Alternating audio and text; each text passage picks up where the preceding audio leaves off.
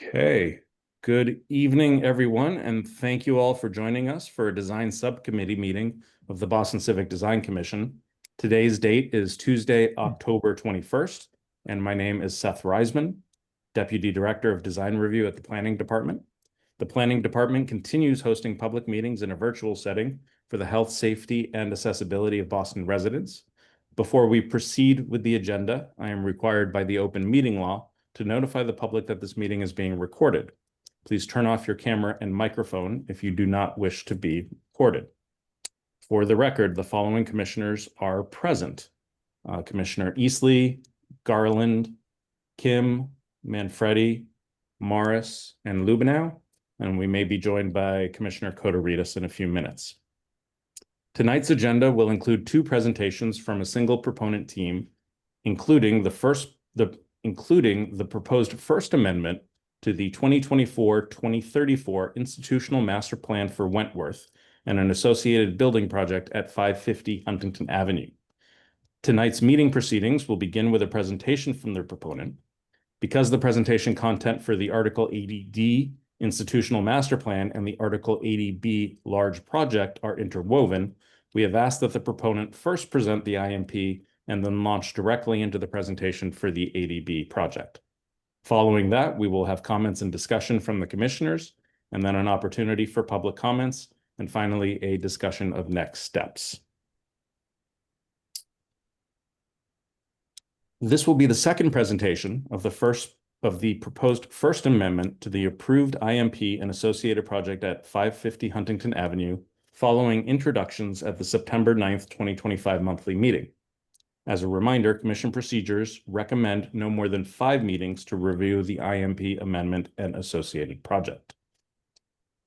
For the project team, please note that your total presentation time is limited to 30 minutes. I'll give you a half-time and then 2-minute warning when you're nearing the end of your time. And with that, I'll invite the project team to begin whenever they are ready. Okay, great. Thank you, Seth. Let me get the screen pulled up here. Okay, is everybody able to see the screen okay? Yes. Okay, great. Okay, thank you, commissioners, for making the time to meet with us this evening.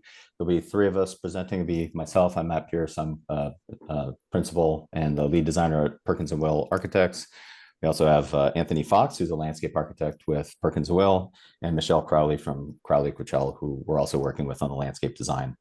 As Seth said, we'll go through the IMP amendment first and then flow straight into the Pike Residence Hall specifically. We do have quite a few slides in an appendix at the end, just so you know. So there are things that hopefully we're prepared if questions come up. For additional information, we have a lot of additional material in an appendix. So we will get started.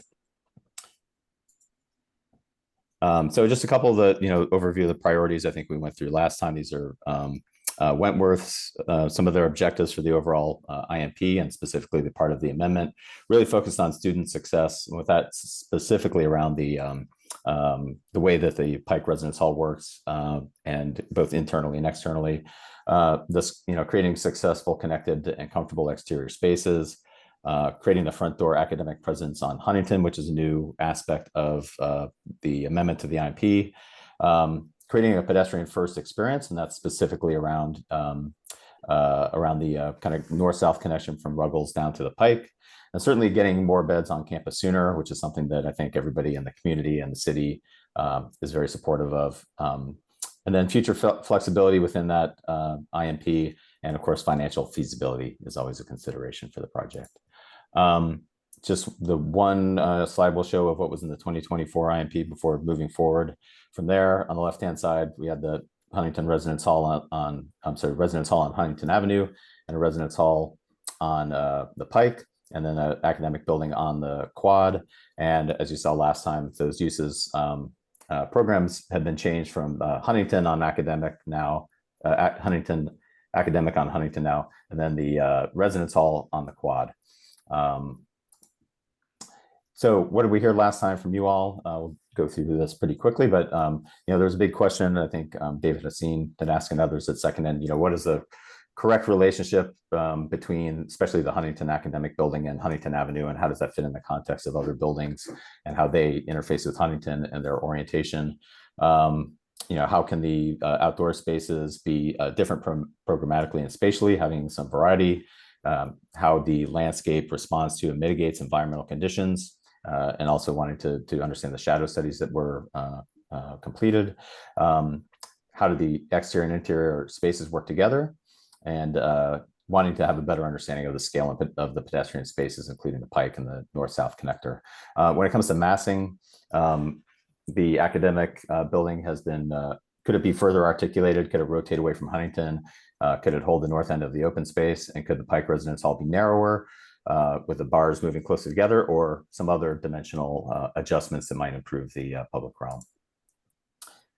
Then we've done quite a bit of work in the intervening time in the last, say, month and a half with planning staff, and had a really good collaboration with them. And some of the things we have been working on with them on the IMP level are, again, how does the Pike function and interface with the new residence hall and the open spaces, kind of clarifying how those things work together. A lot of focus on coordinating with vehicles and pedestrians moving from Ruggles down to the Pike.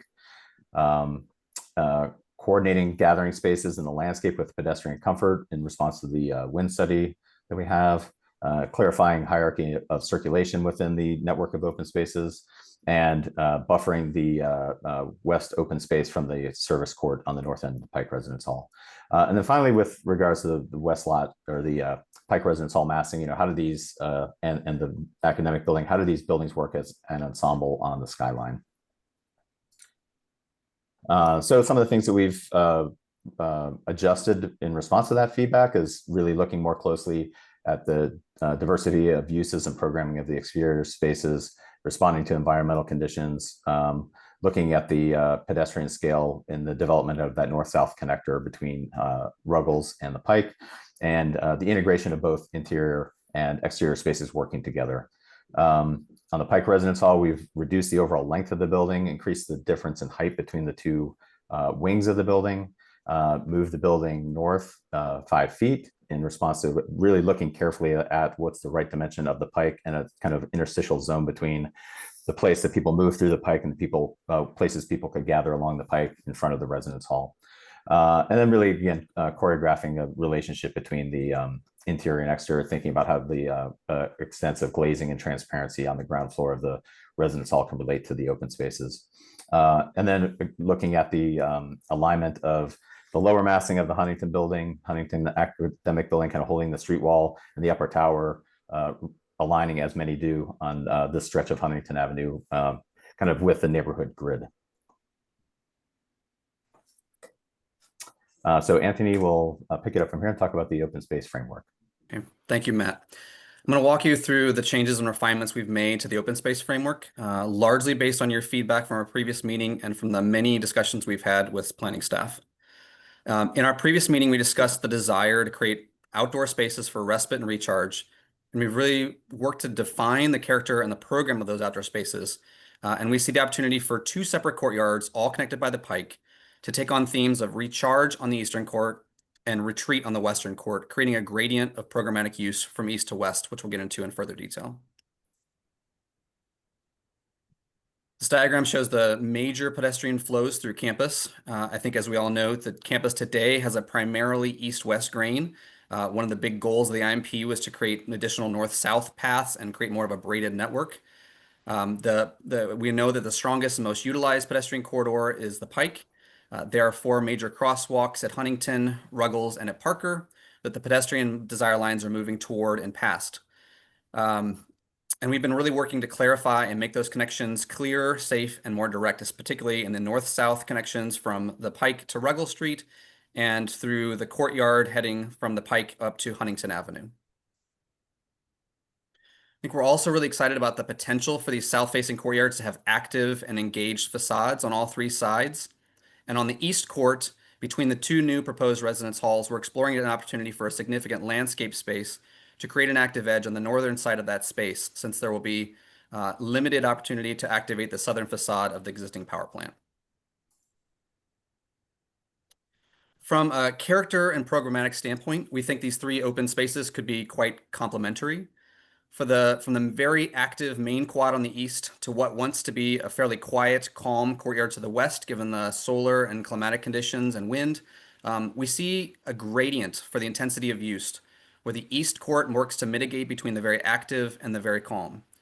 And based on the climatic conditions, we anticipate this west court will maybe used primarily for dining, reading, and study, while the east court may be used for more informal gatherings of a smaller scale and activities on an open lawn that might lend themselves to more residential setting rather than being on the formal main quad. This diagram is a section cut looking north, taken along the pedestrian pike, showing the two new courtyards and the main quad being anchored to and engaged with the pike, which is again that major connective corridor of campus. We've been working really hard on the relationship of the massing of these new buildings and the pockets of active social space that can help activate the pike, creating a series of urban nodes as one walks from one end of the pike to the other end. On pedestrian circulation, based on feedback, we've been working to prioritize a safe and clear pedestrian passage from the pike to Ruggles, and we've worked with planning staff to create a network of walks that creates clear and safe access. The new north-south path will cross over the vehicular service access with a raised crosswalk and make connections to the intersection of Huntington and Ruggles, while also adding a pedestrian walk to the east side of the driveway. And within the courtyard, we've created a stronger diagonal movement to connect the pike to Huntington and the future academic building that faces Huntington. From a vehicular standpoint, cars coming to primarily visitor spaces by Williston Hall will come down the existing driveway and turn left into a small parking court with 17 spaces. And service vehicles will come down the same driveway and turn right into the service court area. So we think we've worked in a way to create a lot more clarity in the movement and separating those two functions. And last, a central trash room will be provided within the Pike Residence Hall with internal access out to the east courtyard to provide trash access for the proposed quad residence hall. And at the district scale, this plan shows the programmatic relationships inside the proposed buildings and how they relate to the outdoor spaces. For the two proposed residence halls, the active student commons are southward facing to engage the Pike. And within the Pike Residence Hall, the salmon color shows the extent of dining that engages the western courtyard and its outdoor dining terrace. Okay, thanks, Anthony. And then when we look at the building massing, again, on the left-hand side is what you all saw back in September. And the primary difference, we've made some adjustments to the Pike Residence Hall itself, but the primary thing that is you'll see is different is that Huntington Academic Building, the Huntington Academic Building, which we have looked at carefully with, again, how buildings meet Huntington Avenue, generally with the lower levels that kind of hold the street edge being aligned with the street, and then the upper masses or higher floors in the buildings being more aligned to the neighborhood grid, which is pretty consistent around this area of Huntington Avenue. Things that we worked on in response to the feedback from you all and from the ongoing dialogue with city staff. With the Pike Residence Hall, again, we've reduced the overall length of the building north to south. We've increased the height difference between the east and west wings. We've moved the whole building 5 feet to the north to really create that interstitial space between the kind of circulation zone of the Pike and places to stop and to engage. And again, incorporating more glazing to the east and west, facing those two new open spaces. And on Huntington, the rotation of the upper tower and the lower portion, not only holding the street edge of Huntington Avenue, but also the northern end of the open space. And this is just a quick overview because it did come up last time. People were trying to understand what the kind of pattern of relationship to Huntington Avenue is here. And really, we're looking kind of east in this view. So things kind of east, to the left here, coming down from kind of the city center towards the MFA, the neighborhood generally is aligned with Huntington Avenue. So they're sort of perpendicular to one another. And then as you pass the MFA, you get the neighborhood to the right where it's off the grid of Huntington Avenue. And generally the lower buildings hold the street edge and the taller buildings rotate or stay in the rotation of the neighborhood fabric. And then this is just an overview of that Pike connecting not only the kind of area of the amendment, but also the easternmost portions of the larger IMP. We'll go back to Anthony. Thanks, Matt. Okay, so when we compare where we were at our last presentation in September compared to where we are now, on the left you see the plan for the open spaces and the landscape that we previously shared. On the right is our updated plan where we can see a significantly enhanced and amenitized public realm, including a transformed pedestrian pike that we think can be both path and place, along with 2 new complementary courtyards, which we'll look at in more detail. We've made really, I think, pretty significant adjustments to both the Pike and the north-south connector, particularly as it transitions to Ruggles Street, to prioritize the safe pedestrian movements and reduce pavement. We've also made some pretty significant development on differentiating these open spaces with a real emphasis on environmental conditions for both sun and wind, ensuring that the spaces will be active as much of the time of the year as we can get them to be. From a solar analysis, we've really carefully studied how the proposed building massing is going to create shadow within these courtyards throughout the day, and where we have the greatest opportunity for comfortable outdoor gathering areas. Matt's going to walk slowly through these so you can get a sense of how the sun is moving across those courtyards, particularly in the western courtyard. And as you'll see as we walk through these, that we've shifted the seating areas in the west court to take advantage of the sunnier conditions near the Pike, because most of the shadow is in the northern stretch of that courtyard. And then on the east court, it stays fairly sunny for a larger pocket of the day. And so the character and programmatic functions of those are responding to what we see as the climatic conditions for most of the year. And as we look at the approved IMP on the left with its larger east-west oriented open space, which I know we all struggled with the building creating a north-facing courtyard. It had a significant amount of shade north of the Pike Residence Hall, and to the proposed amendment on the right, where because of the massing changes, we're able to create a second open space with a lot more sun that's directly connected to the Pike. We want to add that we've also been looking carefully at the wind analysis. These are really tall buildings and a really tight, compact space. And in wind analysis, in numerous different configurations of the building, where we've squeezed and pushed and pulled the building, they generally tend to show their most comfortable areas on the south side of the west court, but somewhat uncomfortable conditions on the north side by the future academic building. So we're mitigating the wind impacts of wind through landscape interventions, which we'll show in more detail in the second half of this presentation. So in response to feedback about differentiating open spaces and finding ways to activate the Pike, we see the west courtyard being a quieter space with social terraces for dining, reading, and study as an extension of the lobby at the treehouse, and dining in the proposed Pike Residence Hall, both directly engaging the landscape. South of the building, the Pike has been adjusted to be more direct with a clear alignment for the diagonal, and we've also optimized new places to gather adjacent to the building that create energy and vitality between the Pike and the interior programming.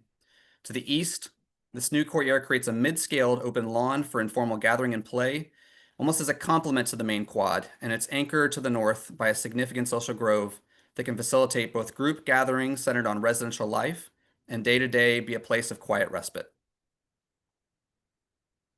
And here are a few precedents that we think kind of capture the spatial quality of this outdoor room on the east court, which could create a bit of a forum and a memorable urban node on the campus. The space could have movable furnishings like hammocks and lounge chairs that could be moved out of the way for larger residential life events and act as a stage opening onto a flexible lawn. And so last, here's an illustrative plan showing what we think could be a quite significant, memorable, and active pedestrian Pike that is both path and place, and these 2 complementary open spaces, one that is flexible and field-like on the east, and one that is quieter and more garden-like on the west. And now Matt will walk you through the building adjustments to the massing. Okay, so we'll start off on the IMP level again. We saw this before on previous slides, just the main change from previously, the orientation of the Huntington academic building, which has changed in the current iteration with the tower aligned parallel with the existing Mass Art Tower and the proposed Pike Residence Hall.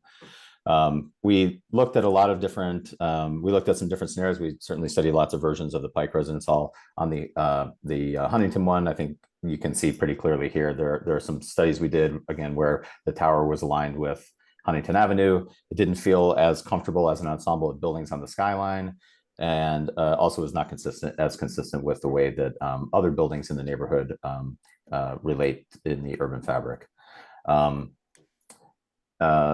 So that's coming back to this is this kind of some adjustments we made to the Pike Residence Hall, again, primarily differentiating the height a little bit between the bars and shortening the length of the building north to south.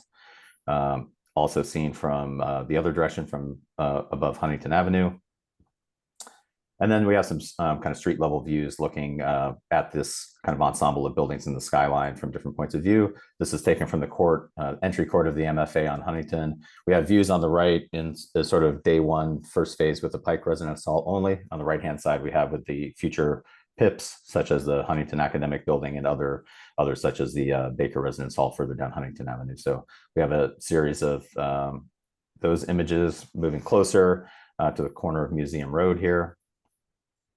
As we move further west on Huntington Avenue, you really primarily would see the academic building on Huntington from this vantage point, and then we move a little further away, and you can really see the succession of buildings that are parallel with one another, not parallel with Huntington Avenue, but you know, Mass Art being closer in the foreground, our academic building, than the what was approved for 500 Huntington Avenue in the distance. So there's kind of a series of these angled buildings meeting Huntington Avenue.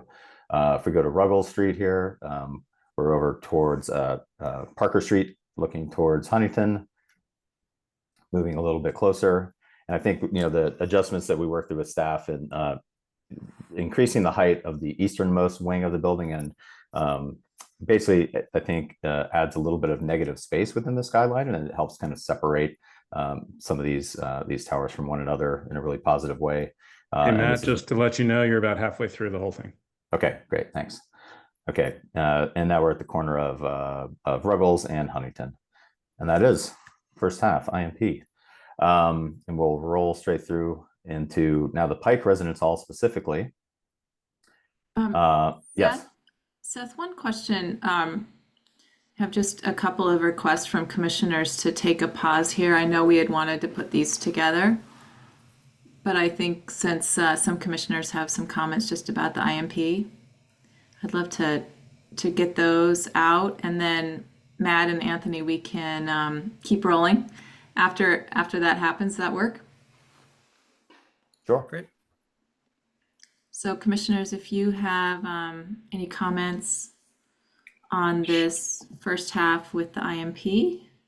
Sure, I'll jump in since I was one of them. So thank you for the presentation. I do think it's really important that we first discuss the IMP, since that's what triggered your coming back to us, was that the proposed building was a big change from what we approved with the previous plan. And I just would like to know more before we get into the details of the current building proposal. I'd really like to better understand the decision to kind of craft the building the way it is. Like for example, if we go back, can you go back to the slide with the approved master plan, the approved IMP?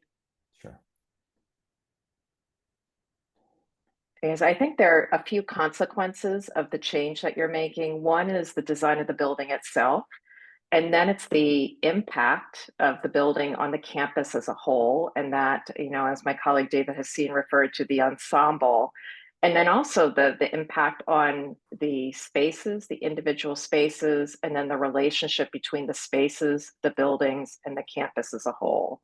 So when I look at these two plans side by side, I guess one question that immediately comes to mind is sort of, why not just rotate the Pike Residence Hall as depicted in the 2024 approved plan 90 degrees, so it's vertical? You know, the current building proposal has a step to it, and I can't help but wonder kind of why that's there. But if you could just start by, because I guess one is, why not just rotate it 90 degrees?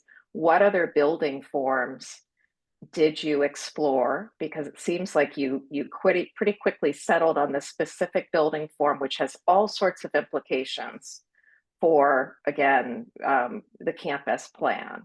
Sure. And before we get into the details of that, I think it's important for us to understand and confirm these bigger moves. Sure. Thank you. Yeah, so we certainly did start with trying to follow the building orientation in the original IMP. That was a starting point, and it started out that building was planned as about 400 beds, and when Wentworth came to us for the building design, some of the criteria they had changed. They had kind of, I don't think they had initially identified this as a first-year residence hall. It was just part of a collection of, you know, the Huntington residence hall is actually the larger one that was 850 beds at the time.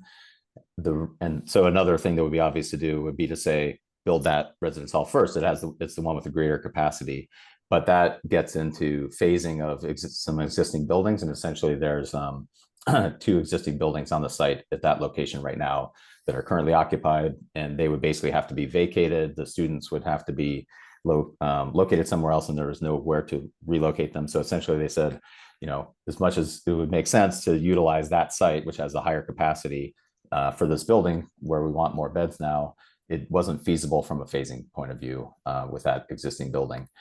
So we looked at the Pike Residence Hall site. Again, that was looking at going from 400 beds to 850 beds. It came to the point where they said, well, you know, we're so close to getting the whole first year class at 850. If we get a little bit more, we can actually get the entire first year class. And wouldn't that make sense to have one cohesive kind of shared experience, kind of foundational experience for the first year class? So that kind of pushed the capacity of the first phase, which is that residence hall. And then so we certainly looked at, you know, within the height limit of 250 feet, I think was what was assigned to the Huntington Residence Hall at that time. We looked at other buildings in the area. Nothing had been permitted over, I think recently over, say, 250 or 260 feet, which I believe 260 is the treehouse. So anyways, we kind of hit the limit of height for the capacity, started looking at different building configurations on the site. And there was also a similar sort of issue with the existing building that occupies where it says West Quad Academic Building. There's kind of an L-shaped building there today, which also had some critical classroom spaces that couldn't be accommodated elsewhere. So that pushed us to not only look at this location, but moving that building over to the west so that in the near term, those existing buildings could stay. Furthermore, we went back and all the, you know, listened to all the recordings of the meetings that you all went through in the 2024 IMP, and there's a lot of discussion about the quality of this outdoor space on the north side of the Pike Residence Hall, the way that the Huntington Residence Hall kind of bent and to try to form a cohesive kind of clear space here. And there was a lot of discussion, even I think it seemed like at the end of the discussion with the approval, there was still some hesitance like, well, is this really the best quality of space that we'll, you know, achieve between the Huntington Residence Hall and the Pike Residence Hall? So with that in mind, we kind of looked at it and said, well, if we were to occupy this area in a different way, could we put a building in the place that was sort of on the north side of the Pike Residence Hall that was going to be in shade?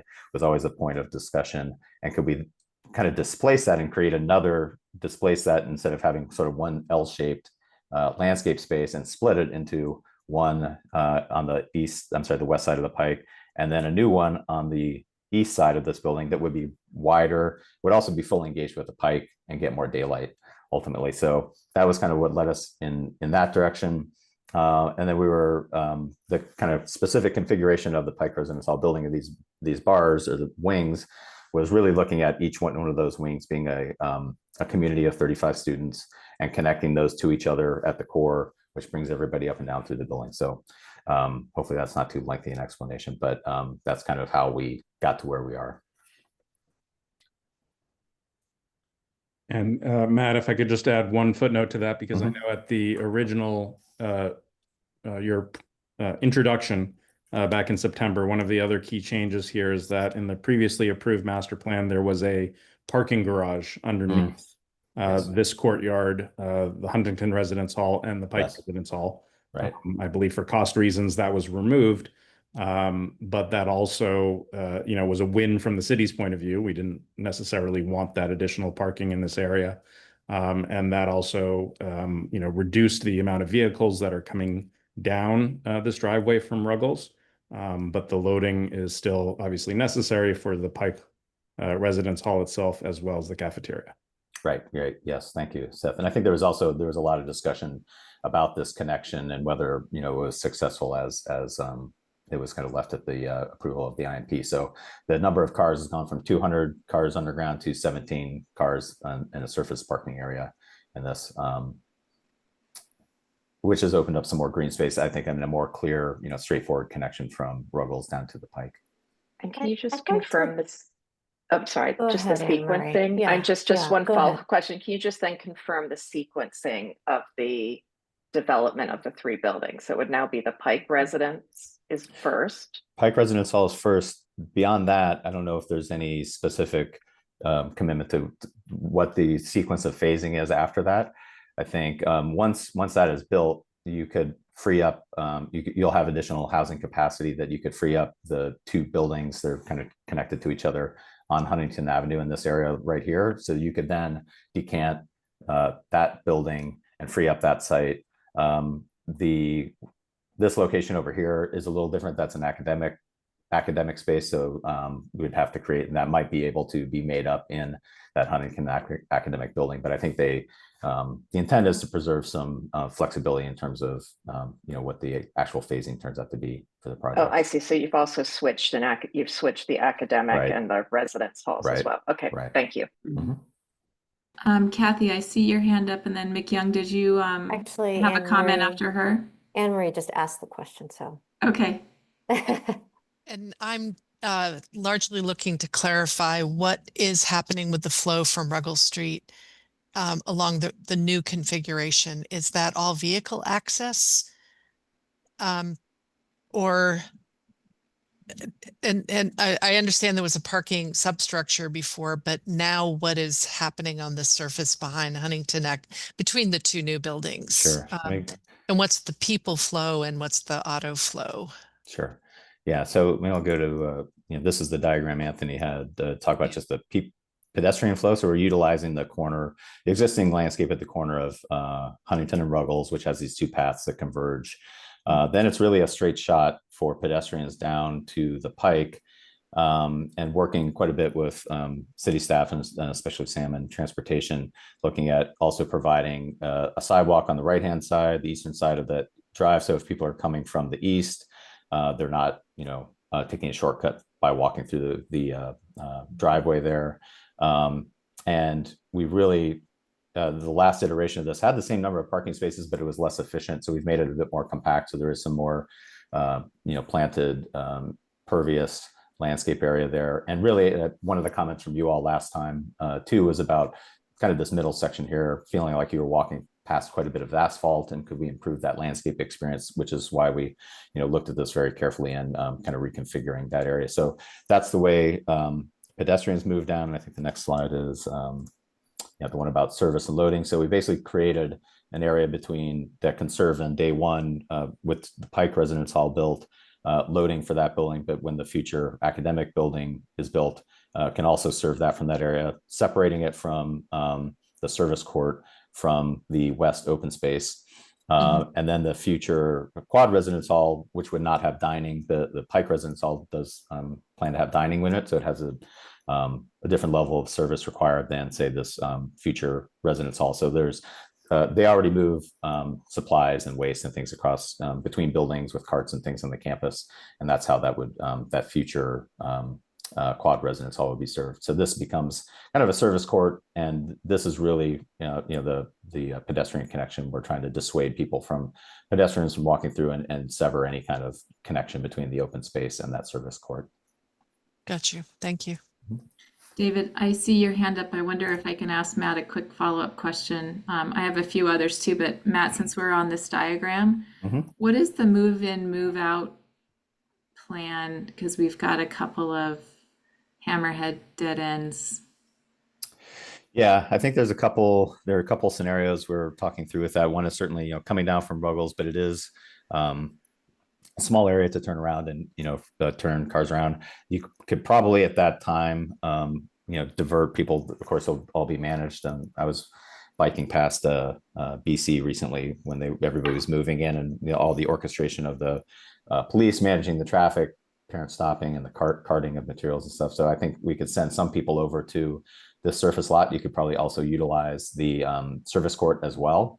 There is the possibility, I suppose, of utilizing the Pike. I don't know that we want to get into bringing pikes into the, vehicles into the Pike at that time. It is kind of designed for that, but it could also work in conjunction with Mass Art in the kind of turnaround plaza area in that area too. So there's going to be some amount of certainly carting, belongs. It will be a first-year residence hall, which would be fully furnished. People won't be bringing furniture. Certainly people will bring things like, small items and things, but they're not going to be, bringing in beds or mattresses or sofas, things like that. We hope.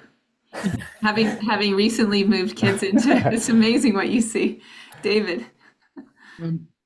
Yeah, just quickly, I generally like this plan better, I think, and for the simple reason, there's a couple of reasons, but probably the primary reason is those green spaces that you're creating between the residence halls and the Mass Art building, I think are going to get much better sunlight and hence be more daylight, sunlight, be much more usable.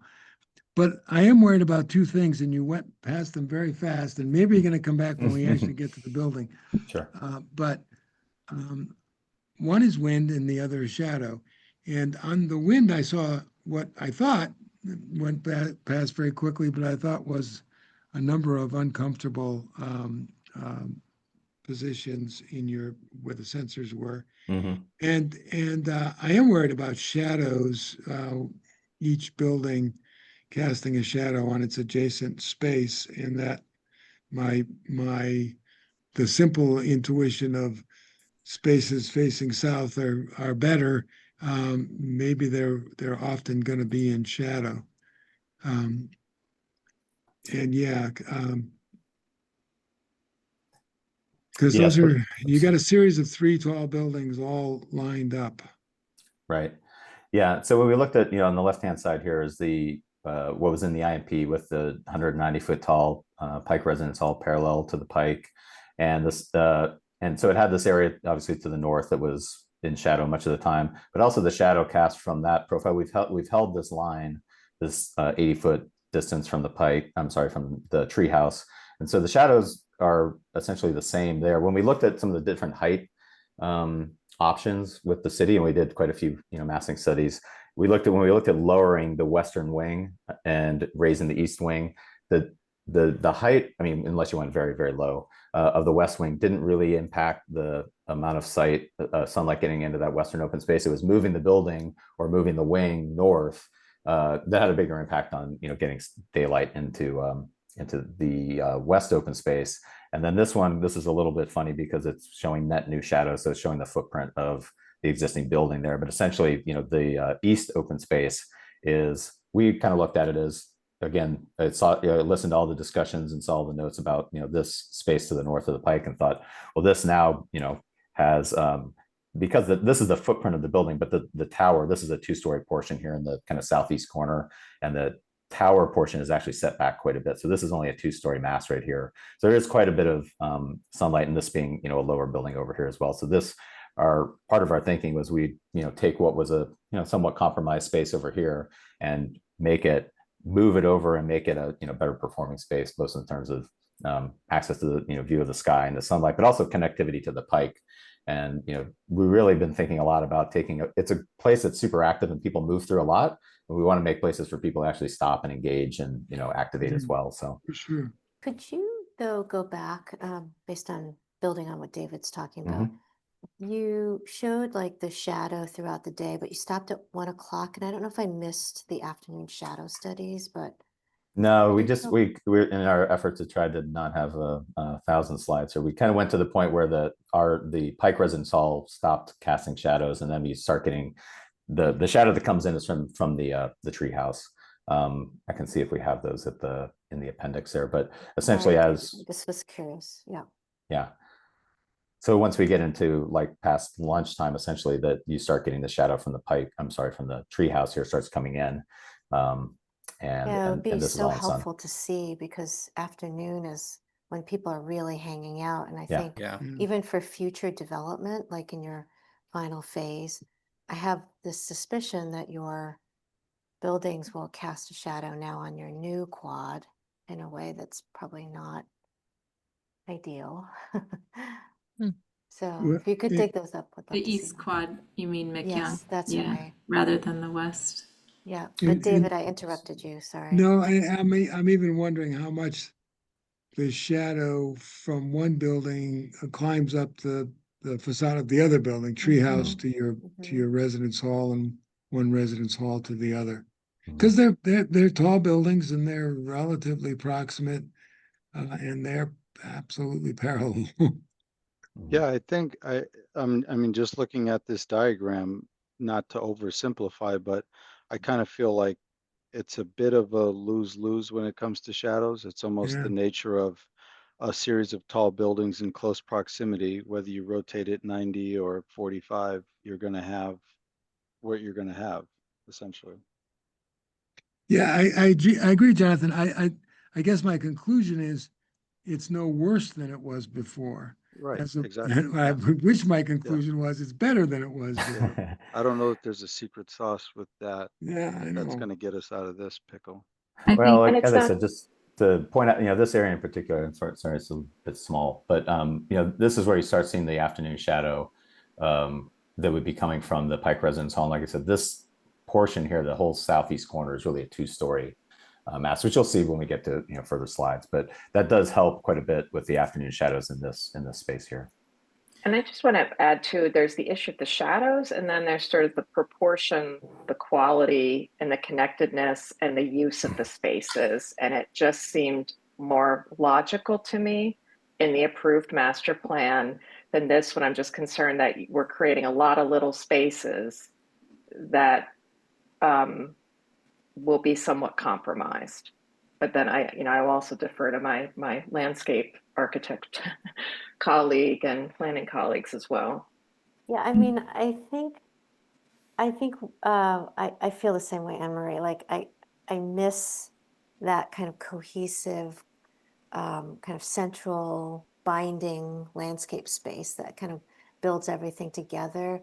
In this new space, you are really reliant on like the backs of buildings and things like that. So it's much more challenging to create an effective space, but seeing it in plan, I actually believe it. But when you show me the axons with the kind of these tall sheer buildings, it's really the west courtyard that I really worry about. And I almost wonder if, I don't know what the resolution is. I think Dave and Jonathan have touched on this.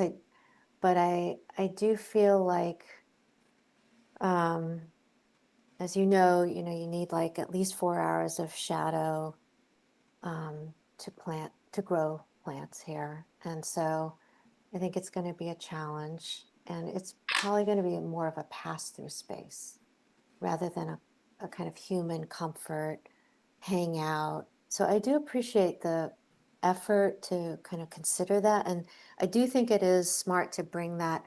You have a challenge because where you bring it closer to the Pike, I think it was windier at that point. But it's, so there's something about the overall master plan that worries me a little bit in terms of the open space that you end up with. That feels very different three-dimensionally here than it does in the plan. I think the Sorry. added complexity, McYoung, is that in this scenario, you have the outdoor dining that spills out of the cafeteria going into that western courtyard. And if I'm not mistaken, the western courtyard actually has more of a tree canopy cover than the eastern courtyard, at least in that southern portion. So I love the idea, for instance, that you can take your meal and in the shoulder seasons be able to be outside, but I just wonder if it will be too shady at lunchtime, too shady at dinner time, because you'll get it from the other direction from the treehouse. So maybe there's something about the tree canopy and following the arc of the sun with that tree canopy to allow a little bit more daylight to hit that little eating plaza. I also had a couple other comments, but McYoung, I didn't want to No, go ahead. stop you. Okay. So just a few comments on the IMP. So for the north-south walkway, that's what you call it, right? It doesn't have a special name yet. Okay. Not yet. You can help us name it. So the north-south walkway, two thoughts about that. I know you're running up against the parking area, service area of the fire station, but it just seems really odd to me that all of a sudden, after you cross that access to the parking, that major north-south becomes apologetically narrow.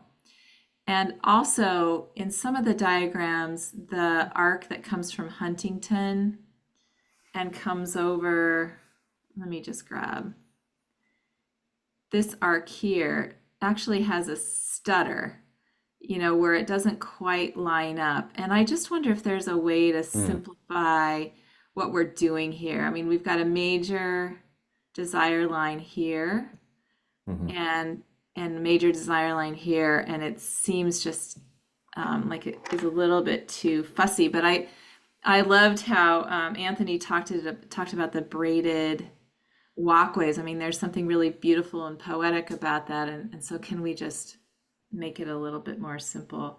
For the massing, if you go down to the pike, and this diagram's fine.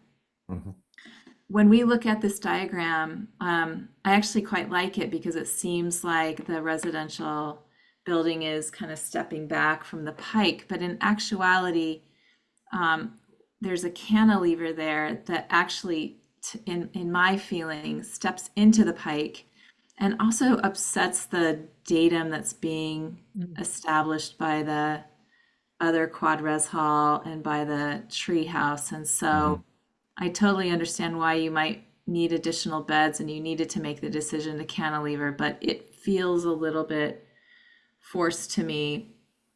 And then I guess one last comment that hasn't been brought up today. Well, really two, but we can get to one in the next section. I'll just put a pin in it.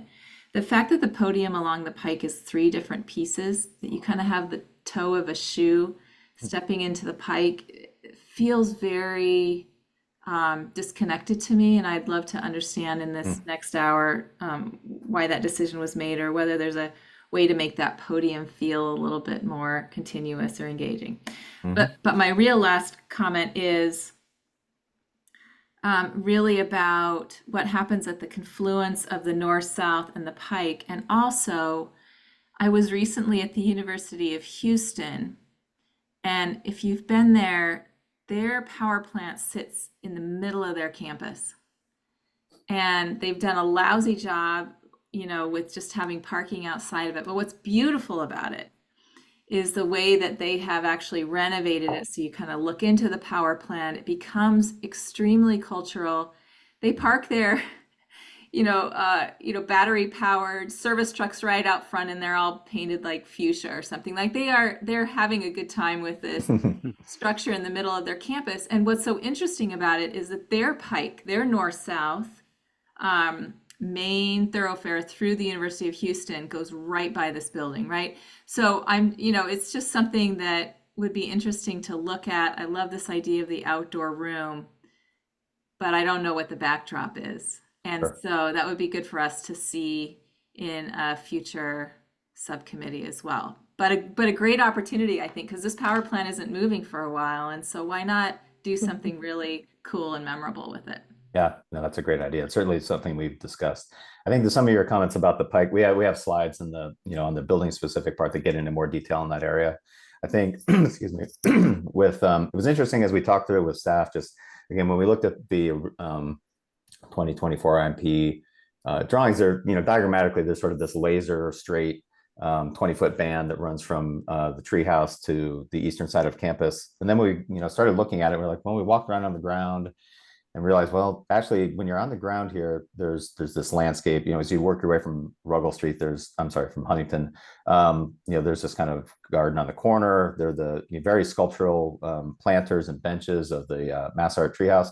There's also this kind of one-story enclosure on the south end of the treehouse. So we have later in the presentation some sort of episodic views looking through that, but we had this discussion about kind of alignment of buildings and kind of came to the conclusion that the pike really it meanders, I think, what do we say, Anthony, about 40 feet from 46 south feet. to north as it kind of aligns with, as you get up to from the treehouse today to the campus center, to Beatty Hall over here on the east. So we, as we looked at the alignment of buildings and we looked at the views, we're like, it seemed like what was more prevalent or creating a stronger, framing of the view is really what was happening on the ground here. And really as it adjusts, as it needs to, as we abut the MWRA property, to the south here, there is sort of as it does bend north.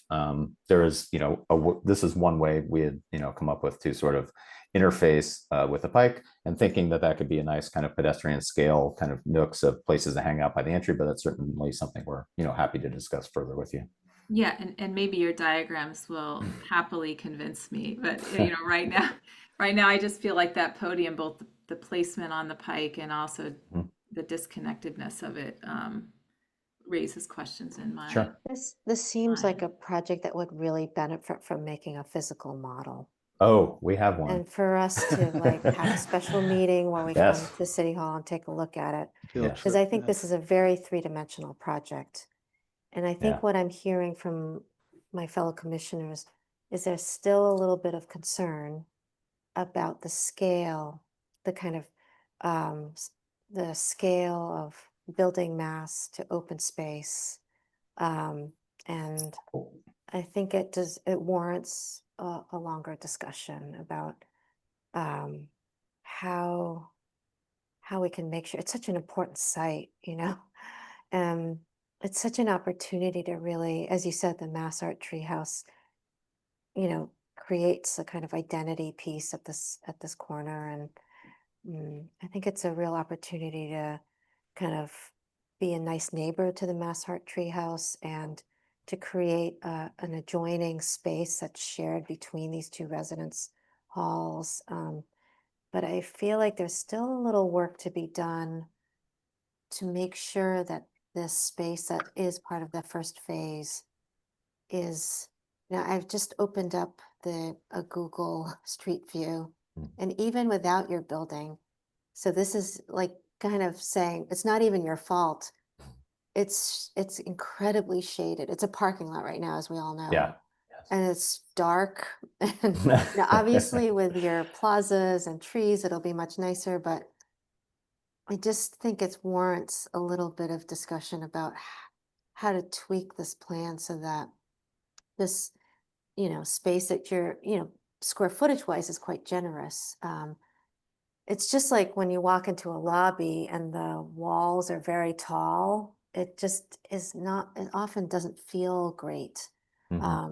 So would like to continue this conversation about that space on the west side. And I would add too, what is the role of the building, again, as part of this ensemble, that it feels, to McYoung's point, what is the relationship with the treehouse and then the building, as I see it, both within the IMP proposal and the preliminary designs, feels like it's filling up space rather than contributing to the identity of the campus. Anne Marie, I just wonder, and this might be because it's like 6 o'clock on a Tuesday night, but like, are we trying a conventional solution for a site that already has a lot of windy, it's shady already, without you guys even adding this new building?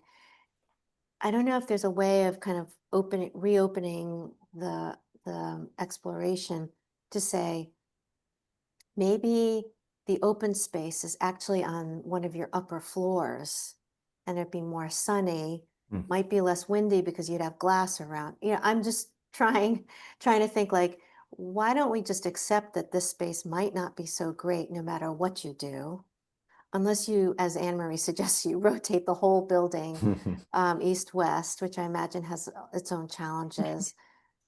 I just wonder if there's another level of thinking to, I'd be open to saying like, maybe this is not a conventional quad here. Maybe it's something that's really a thoroughfare. And because this, this space, right, this walkway, I've walked it many times. It's quite charming and it's dark. You know, it's like shaded and it's dark, and but it's like not trying to be something else. It's very intimate, and Yeah. so I it's think, just 2 cents to think about. I don't Sure. have a solution, but and if I could just add a couple things. So I think everybody here, there's a common theme about the caution of the scale of the buildings, given the density demand and the program you need to achieve, and what the fallbacks will be on the open space, and is it wide enough? Can it get enough exposure? You know, it might be helpful to get a few, I wouldn't even call them scale comparisons, but experience comparisons Yeah. of spaces that we can relate to that you think would have a similar scale to, you know, building scale to open space type of relationship. Because once you layer in things like tree canopy, you know, there's just a multifaceted layer to this idea of shadow. And Yeah. I don't, you know, as a commission, when we evaluate, I think in terms of setting some goals, I don't think a goal can be that we perfect it, because it's just the nature of this is that it's dense. And so can we get it from, you know, bad to better? I think sure, you know, does rotating completely neutralize the problem and take the problem and turn it 90 degrees? That's likely to happen. But I think stepping away from the shadow issue, I find that there's a lot to like with this improved plan versus the previous IMP and all that it offered. I do like this pedestrian connection versus the one you showed last time. I like the 20 feet width. It definitely feels like a wide enough space for, you know, you know, modal travel, pedestrian travel through there. I really think that it feels natural, more resolved. You can see the end, you know, from the Pike all the way to Ruggles, which is good. I fully support what Linda said about like doing something at that northern tip where it doesn't lose the essence. Um, but I also think, you know, this idea of the open spaces running north-south, to me, is a natural follow-on of the main quad that you see at Wentworth Hall, where it seems like there's a choreography going on between like this bigger, more formal, similar shape space to a smaller scale and a, you know, one that's similar. So I think with this plan, there's the ability to create a language. Maybe the uses are different, but the spatial treatment, there's a common thread there. And I hope at least that people within the Wentworth community will appreciate the smaller, more intimate scale versus one larger space that might be harder to break down. When you talked about the academic building, I very much like this version, at least what I'm starting to see, and sort of the objectivity of the building, because you have this datum that is along Huntington that holds the street wall, and then the building starts to evolve and morph as you go up, so it better aligns with the res hall. So it's kind of doing two things, and I would probably encourage you to continue that along those lines. Matt, I know that you have some kind of scenarios for the Pike Res Hall where you're showing the kind of evolution of where you ended up. I'm wondering if we can kind of transition to that part of the presentation now, but when there are opportunities to talk about some of these other pieces, the north-south walkway as it relates to the Pike Res Hall, or this rather kind of dark western courtyard, I think it would be great, or even its interface with the Pike, that would be great as we move forward. Sure. Yeah, it's all kind of, you know, this is the IMP. We try to focus on that part, but it's all quite interwoven in a lot. So, okay. So is everybody okay? We'll go ahead move into the. Yeah, let's jump in. Alrighty, let me get to that section here. I think we're all gonna try to wrap up around 7 o'clock, so we'll split it kind of in half and half. Great. I'll try to be fleet-footed here. So some of the things we heard last time from you all, again, north-south connection, we've been talking about quite a bit. The south-facing aspect of the open spaces, which Jonathan was, you know, just referring to, was something positive. The question of the datum of the buildings, kind of the southern alignment of the Pike Residence Hall relative to the treehouse, we've kind of touched on. You know, could we change the dimensions of the Pike? We have studies of, you know, making it a little narrower, making it shorter north to south. We'll look at those and we do have them in model form. We have talked about actually making the model available to you all too at City Hall in the future. So that's definitely something that seems like we are able to do. Calibrating the landscape to the environmental conditions. That's something we've been talking about quite a bit already. And the kind of interaction between interior spaces and exterior spaces, and getting those working together in concert. And also looking at just the ground floor of the other future projects as well, which we've kind of touched on there too. Scale of the pedestrian pike and the north-south connector, which we have some views of. Somebody asked a question of whether the treehouse can connect to the open space, and yes, it's not, they're working through the negotiations, and I think MassArt would like to make that happen. Wentworth's working with them on that, so we're hoping that that can happen. We showed that kind of terrace in that area, and they do have some kind of glass storefront facing this open space that had the intention of being able to add doors there in the future to really physically connect. And talked about move in, move out a little bit, and yes, we'll have more ground level views we'll share here. So here are some of the studies we did. We had others that were even more different. We did in the very beginning of the project, which we can pull out of the archives if we need to. These are more kind of a narrower range of studies, but we have views of all these, a lot of them in the appendix. But with staff, we worked on this quite a bit with the massing.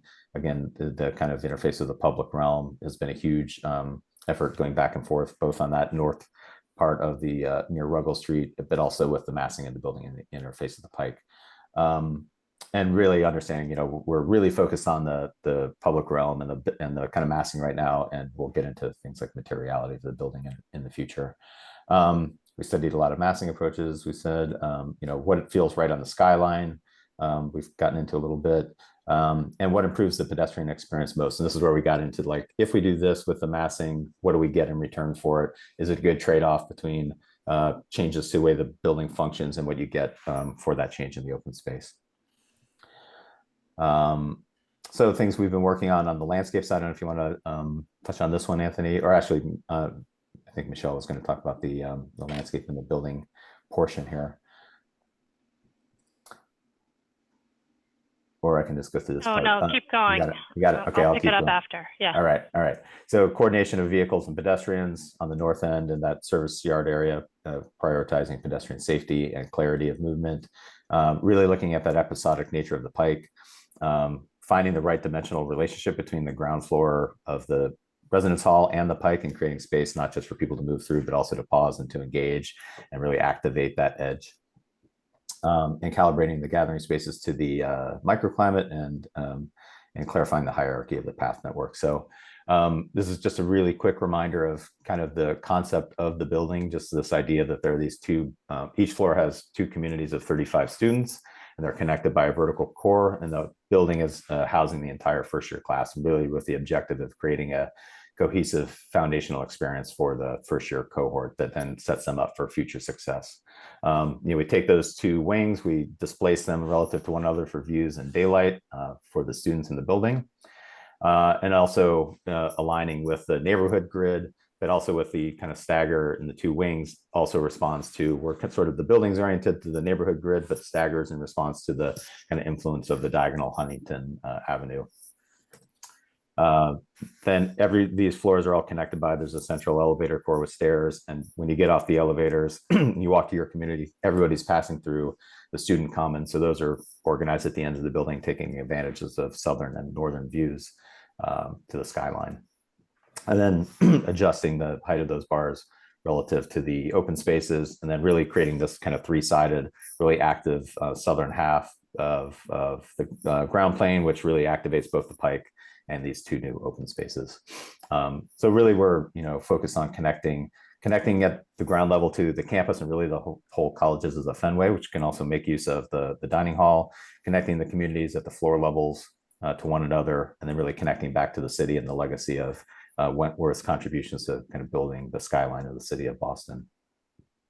So these are some of the variables we looked at, all staying within the same kind of general configuration of the building. But we had looked at, staff had asked many questions, can we make the one wing taller than the other? We could take 2 floors off of one side, put it on the other side, get a little bit more slenderness out of one of the towers and then opened up a little bit more negative space on the skyline too.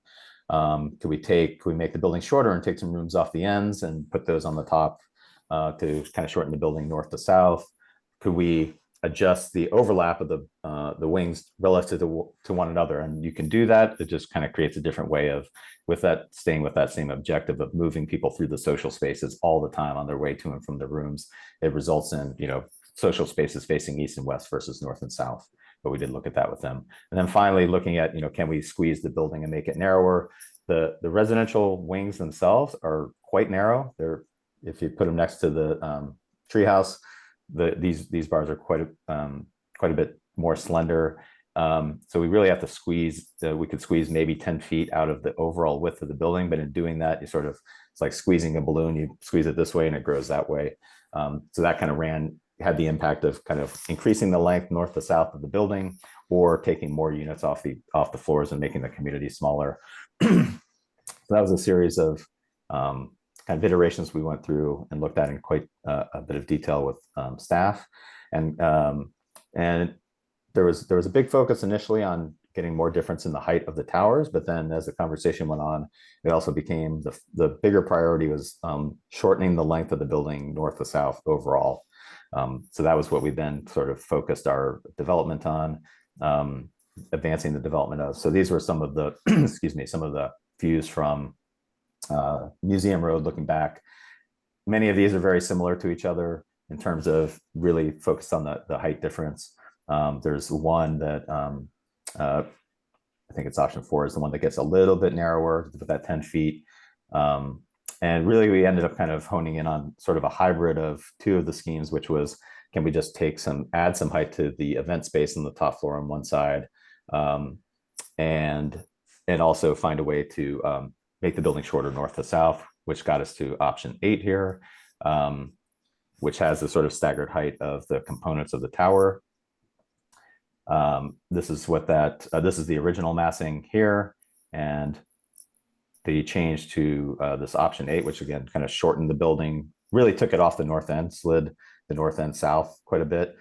We did push the entire building about 5 feet north to create a bit more space for that kind of zone of interface between the interior and exterior of the pike.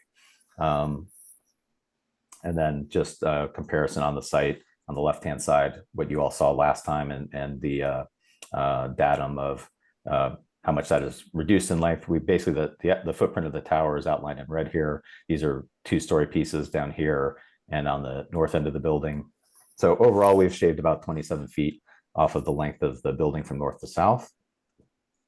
And that's how that looks, both in kind of in section and the comparative plans between the two buildings, or the two iterations of the building. And then just for context, a little bit of detail on how the ground floor of the building works and how. And Matt, you're about halfway through. Okay, thanks.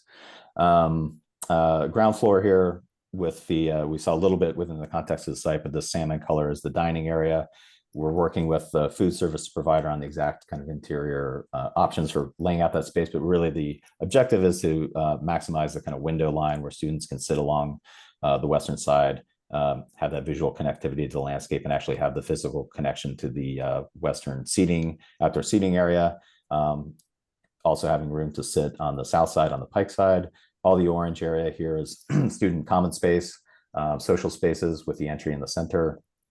And then things like kind of very active spaces facing the east side too. We have the bike room in teal here. The purple are the resident director offices where students are meeting with the resident director. So there's a lot of activity there too. And then on the typical floor, this is just kind of how that works out as we sort of put this bend into the kind of knuckle of the building that helps kind of displace these buildings and make it shorter north to south, but always with these orange student common spaces facing either to the north or to the south, and being integral to that kind of arrival to your floor, and kind of always moving through your community spaces. So, so this is what you all saw last time on the left-hand side.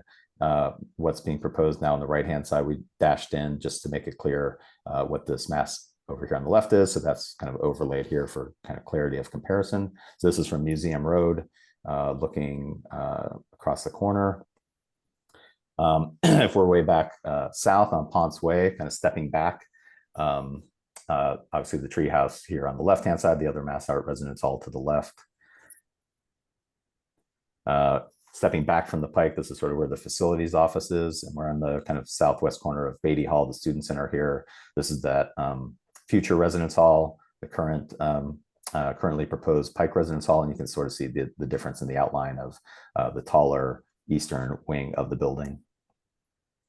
Then stepping back onto Ruggles, comparison here. And then from a distance, we took a pretty distant view. This is actually way back on the southwest corridor, just to see. I always think of when I used to commute through the Riverway between Brookline and Boston, I'd see the Mass Art treehouse on the skyline all the time and thought, how does this exist on the skyline as well? It's really kind of masked by the treehouse from that point of view. But we came around to the southwest corridor and just think, is this reading? It seemed like the increasing the height difference between the towers really helped it read from a distance as two separate buildings, kind of two connected buildings. And that height difference really helped differentiate those two things. So this is the short-term or kind of, day one Pike Residence Hall plan with the existing buildings. So that's the power plant, Kingman Hall and Wilson Hall, which have classrooms. And then these are the existing residence halls, Edwards and Rogers, that I was referring to earlier, that are currently occupied and couldn't be vacated to kind of free up that site in the near term. Then this is the full build out of the IMP, which I think we've seen on other slides. And I'll turn it over to Michelle to talk about the landscape components. Okay, thank you. Matt just went through what all to reorient you to the existing campus, since we've been looking at more of the IMP.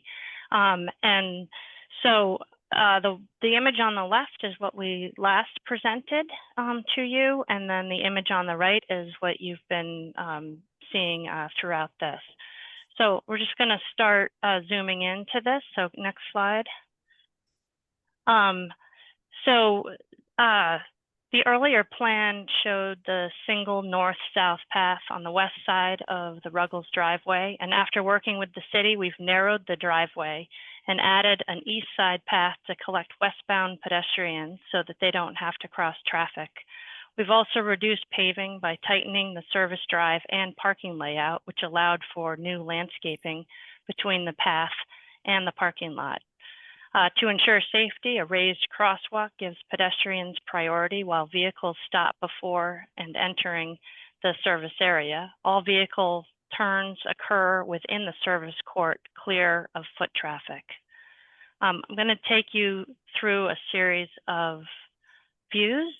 So the next one here, we are looking south from Ruggles with the proposed Pike Hall on the right. The power plant remains on the left in both phases. We're showing both day one and when the future projects are in there. So by tightening the parking, we have created a planted area that softens this utilitarian edge of campus, balancing the parking to the west and service zone to the east. Moving south, next slide.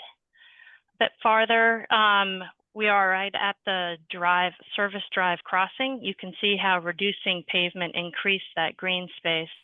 The yellow highlights in the middle there is the public facing side of Pike Hall with the MWRA straight ahead.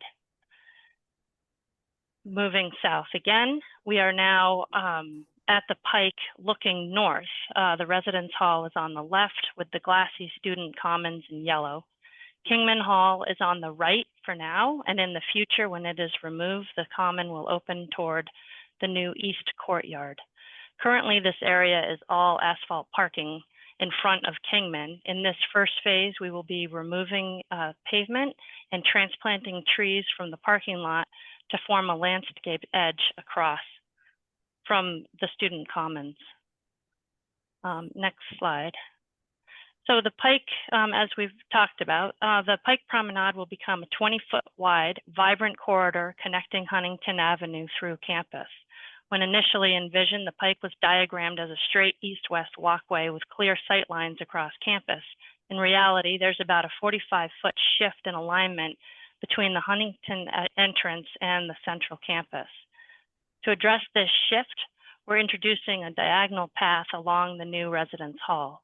This path resolves the existing offset, creating a more natural, intuitive flow through the site.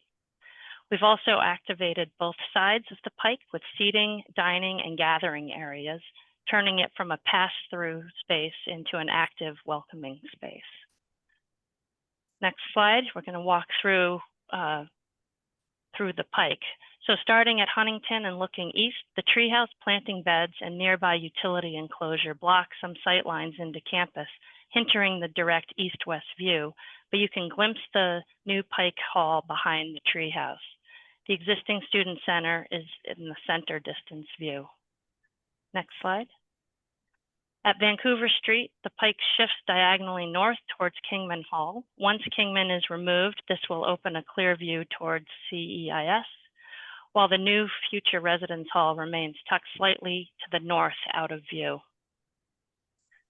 Next, here at the treehouse, the pike offsets slightly from the building, creating active spaces along its edges. To the left is the east courtyard, and beyond the Pike Hall, you can see the future residence hall site. Next slide. And team, about a minute left. Working with the city, we shifted this wing 5 feet north to enlarge the dining area adjacent to the pike. Next slide. Looking past east of the building now, the yellow massing bars show how the structure steps back along the pike's diagonal path. Ahead are the treehouse utility enclosure and the Mass Art building across Huntington. Next slide. This diagram shows the overall massing refinements. The west wing moved north to open space along the pike. The center wing shifted south to realign interior circulation while maintaining student lobby space. And the east high-rise moved south to shorten its north end, as Matt already has described, all with minimal ground floor changes to maintain its relationship to the pike. Next slide. From the IMP's earlier framework, the Pike Residential Hall falls within the campus's retreat zone, spaces designed for human scale, small gathering, and moments of respite.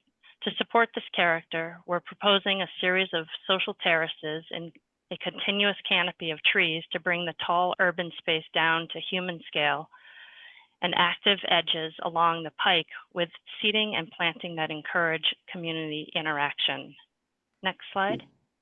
The continuous canopy will be created with a diverse mix of tree species suited to the shaded conditions between two tall buildings.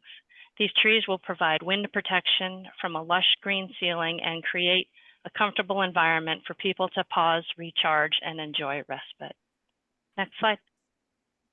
Our planting palette is tailored to varying sun and shade conditions to ensure a healthy, resilient landscape year-round. Next slide. That's the last one. This is the last slide. Starting from the north, moving clockwise, the service court is separated from pedestrian paths with a bike storage enclosure for roughly 140 bikes. The shelter screens views between the courtyard and service area, helping reduce noise and discourage pedestrian cut-throughs. The service zone is used infrequently and mostly in the early mornings. To the east, the north-south campus path links Ruggles, Huntington, and visitor parking to the pike. Here we're replacing asphalt with planting beds and reusing trees and shrubs from the existing parking lot. Bike racks are also placed along this route. To the south-facing front porch activates the pike outside the student commons and dining hall. The main residence entry connects directly to the pike with seating areas nestled into the landscape to animate its edges. To the west, a continuous tree canopy creates a human-scaled green ceiling. Lower shrub hedges help block the wind and define outdoor rooms. A dining terrace has moved south and to support the gatherings and study, while quieter seating areas are to the west that offer space for retreat, and we are also coordinating with Mass Art on a possible connection to this courtyard outside of their lobby for shared use. As we all know, today this area is largely asphalt parking. This new design will transform it into a welcoming green landscape that encourages community, comfort, and recharge, despite the shade. And we think we've mitigated the wind. Thank you. Thank you, team. And as I turn it over to Commissioners, Matt, I'm wondering if you could just go back to one of the ground floor plans and just speak very quickly to the cafeteria, who's expected to be using the cafeteria and where that entrance is, and then who's expected to be using the, I guess, the commons or whatever is there in yellowish ochre, maybe. Sure. Yeah. So the Pike Residence Hall main entry is here on the south side facing the Pike, and that's meant to be, there's a little bit of debate. I think day to day it's going to be accessible primarily to residents of the building, although there is the event space on the top. So there will be times when there will be gatherings and outside people will come to the campus for events there. There also is an admissions space on the second floor, kind of overlooking the orange space here, and that's a place to take prospective students and families on tours. And really the intention of that is to be on the second floor overlooking the activity down below on the ground level commons and also out onto the Pike. The salmon colored space on the west, the dining there, we've initially had the entry to that on the south side, but have kind of moved it around to the west to work in conjunction with that seating terrace and really kind of make the entry to the residence hall the primary thing on the Pike. But the dining is meant to be accessible to students of the colleges of the Fenway. So not only residents of the building, but the larger Wentworth community and the larger colleges of the Fenway. And there is an internal connection you could swipe through as a resident from the from the dining into the ground floor commons.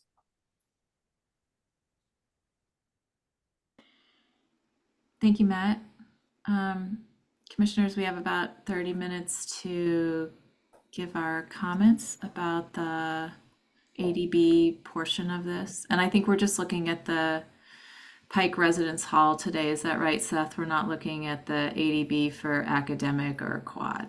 Correct. The other two buildings are just being proposed as part of the IMP, so therefore they would be approved at a sort of zoning envelope level, whereas the Pike Residence Hall will be moving forward towards an architectural resolution. So just to clarify, that's the quad residence building and the Huntington academic building are not part of the discussion today. Got it. Correct. Correct. The IMP, but not the proposed institutional project moving forward. Thanks for clarifying, Seth.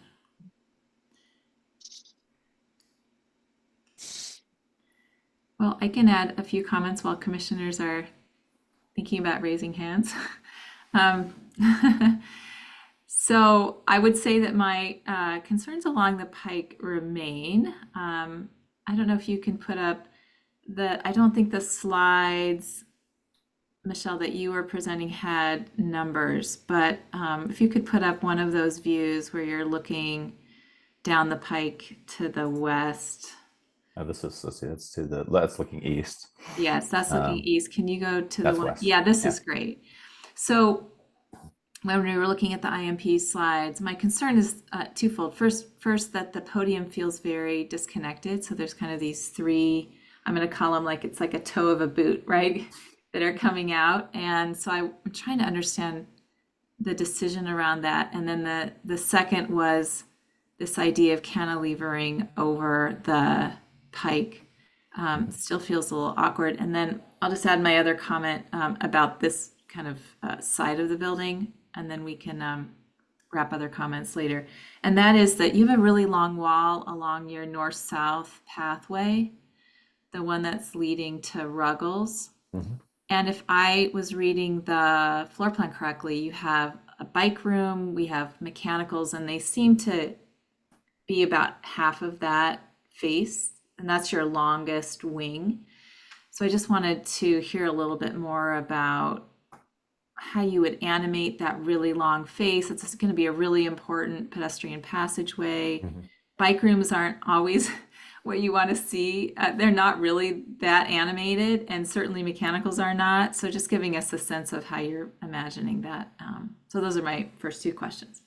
Okay, yeah, the first with this slide that's here, I mean, our thinking was, in kind of creating this interface between the kind of slightly diagonal movement of the Pike was to really create both inside and outside these little kind of eddies for pausing and, both in the landscape and this kind of seating areas that would have feel a little bit protected and defined as little kind of smaller scale spaces. And also that as you're walking along the pike, and this is what's in orange is meant to be representing glass, and thinking of people sitting and populating these corners and hanging out there. And when I look at, we certainly looked at straight kind of unified facades to those areas. And as you're moving obliquely, as you mostly do, from east to west, kind of parallel with the building, as opposed to kind of having a frontality, which some other buildings do on a street, you're really approaching this both from the east and from the west, and not so much from the south. So really thinking of this view and how am I going to see more activity, and excitement as we're walking both ways down the pike.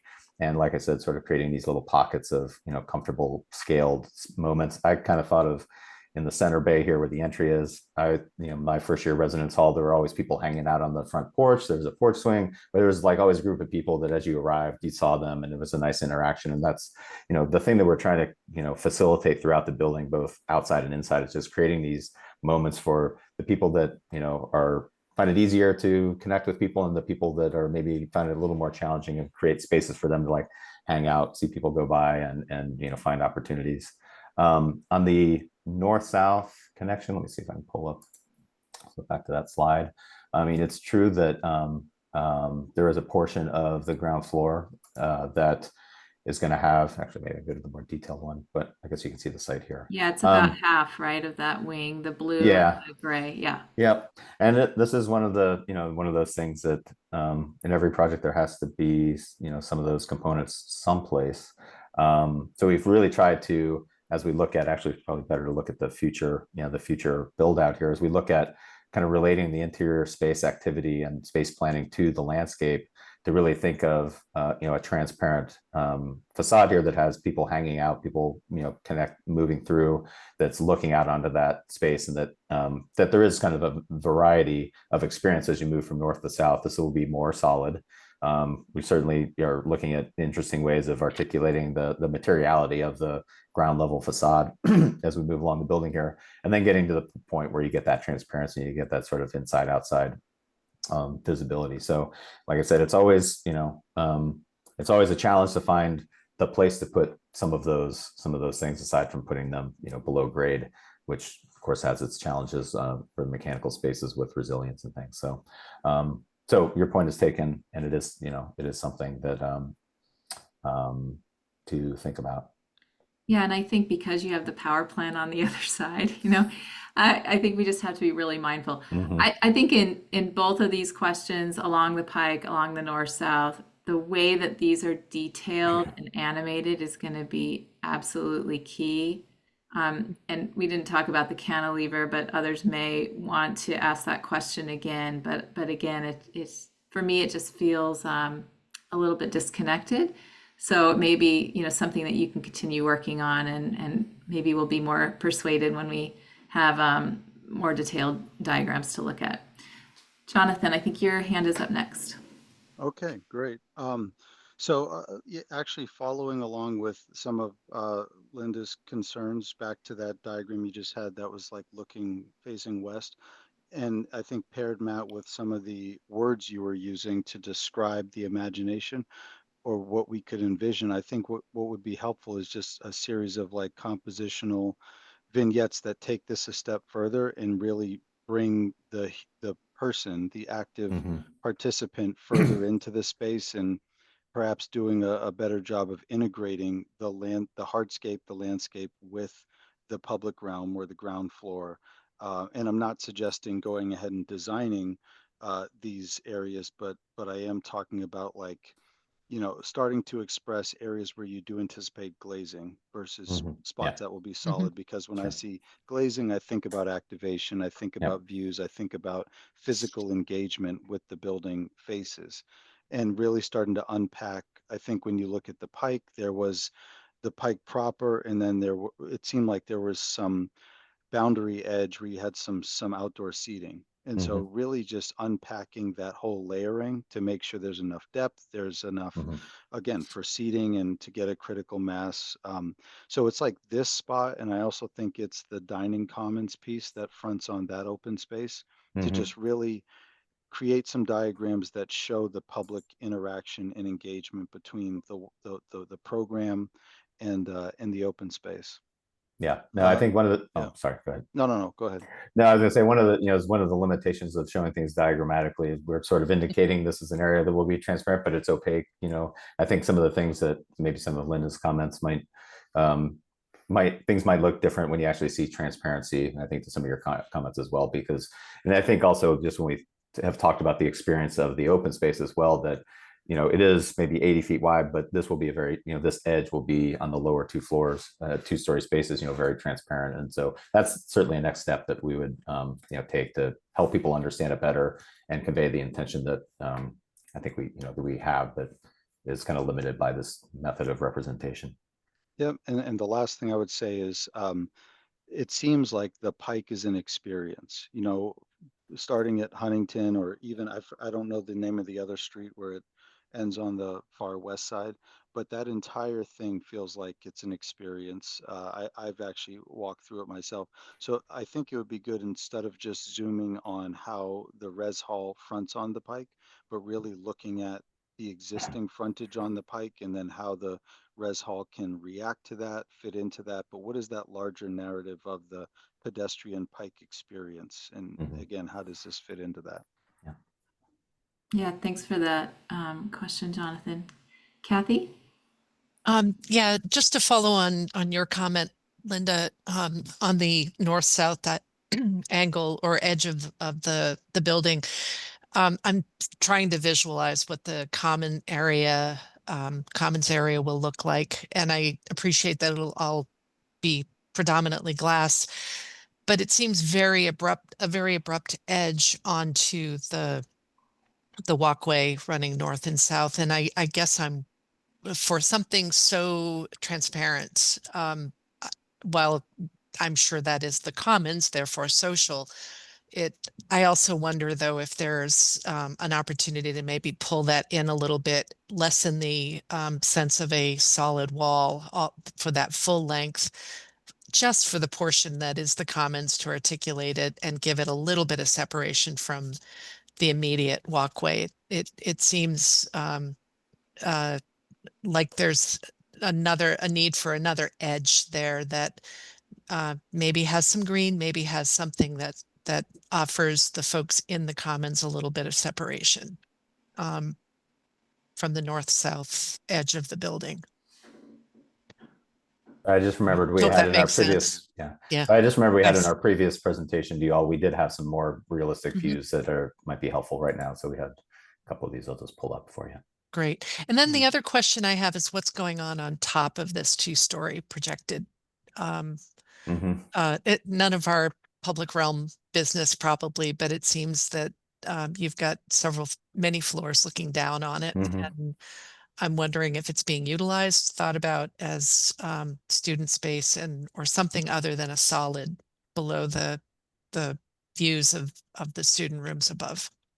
Yeah, we looked at using that as an outdoor space. Unfortunately, the MWRA headworks are across the south side of the Pike, and not the most favorable view from that vantage point. But we've looked at the possibility of if there was a green roof there, but there's also the possibility of PVs, the kind of PV ready roof, and I think that's the direction we're headed, is to kind of use that as as we say, the fifth facade or something, to compose a kind of array of solar panels on that is consistent with the sort of architectural language of the rest of the building, and kind of articulating the sliding bars. Great. Thank you, Kathy. David? Yeah, 2 quick comments. I assume that the wind study that you showed us was early and without the benefit of all the landscape. Yes. It would be great to see it with all of the work that has been done on the landscape and how much it has mitigated some of those uncomfortable conditions. Yes. And the second thing is, these are very helpful. I remember you showed us these at some point. You showed us a lot of great, I think we're all concerned about how dense everything is in this corner of the world.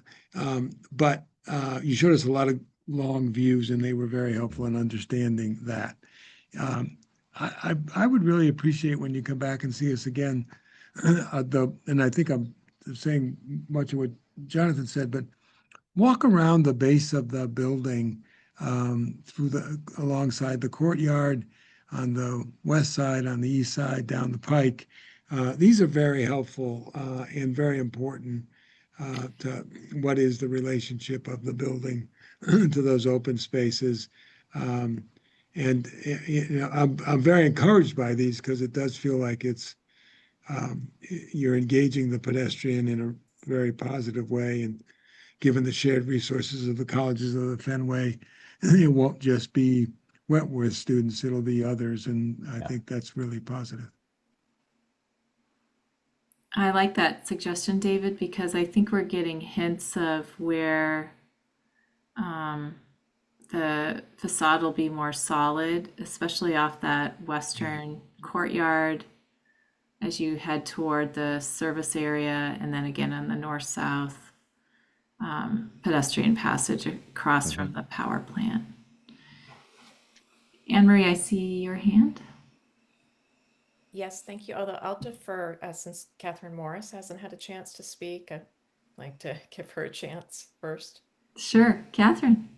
Thank you. I'm sorry. It is always interesting to hear all the other commissioners talk. So I'm still studying. One of the things that comes up for me that I want to double down on Commissioner Garland and Koderitis is the pedestrian pike is that it's beautiful and you know against this facade. I think what I'm struggling with is there's so many lines. I think there's ways to utilize the landscape to be more artful and creative that draws different users of that space so that as they're moving in between buildings, moving from this building, that it feels continuous. It just feels like a lot of lines, feels a little sterile. So I'd be curious how you're thinking about how this pedestrian pike in these buildings can really have a conversation that's more cultural and more creative than I think than where it is right now. I think there's some work to be had that I just want to make a note of. Yeah, and I just note that the landscape that's depicted in these are from about a month and a half ago, so it doesn't quite represent all the some of the finer detailed things we've been working with staff on quite a bit in the last month and a half. But thank you, Kathy. Yeah, thank you, Catherine. Anne Marie, do you want to have another go? Yes, just a few. I really like the conversation about the opportunity for the pike to become a really important organizing tool as you think about this next chapter of the campus's evolution. And I would really like to better understand next time you come back here how you can really, frankly, exploit that as a way of anchoring the new development. Also, this site exists within a pretty extraordinary context that you have, it's along the Avenue of the Arts. You have the kind of historical character of the Wentworth campus, you have the Mass Art Building. So I really am curious.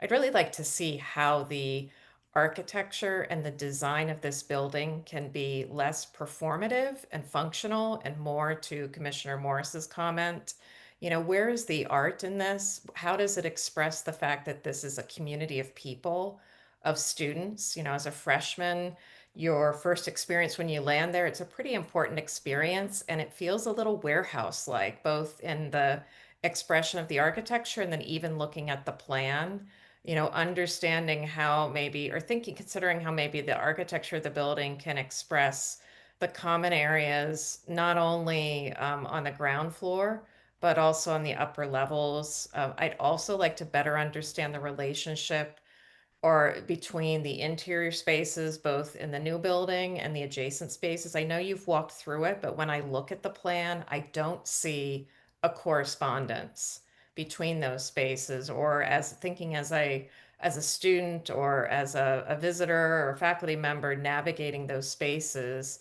what are those cues? What are the passageways within the buildings as well as outside the buildings? And I also want to go back to Commissioner Eastley's comment about move in, move out day. I teach at Harvard. I'm always fascinated by how the move in and move out of freshmen within the yard is facilitated in a space that does not at all look like roads, but there is a practice to that. And again, when I just look at the overall master plan, the campus plan that you're presenting, I just don't, there's not a clear articulation of what's pedestrian space, what's roadway, what's a big central organizing space versus supportive spaces. And I guess that just is my key concern. I realize you are trying to pack a lot into a small space with a lot of conditions that are challenging, but I also think that presents incredible opportunity for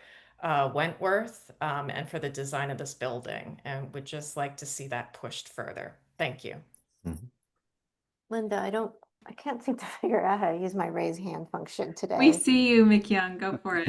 Thank you. Thank you for seeing me. No, I have a few, I've been thinking about this because,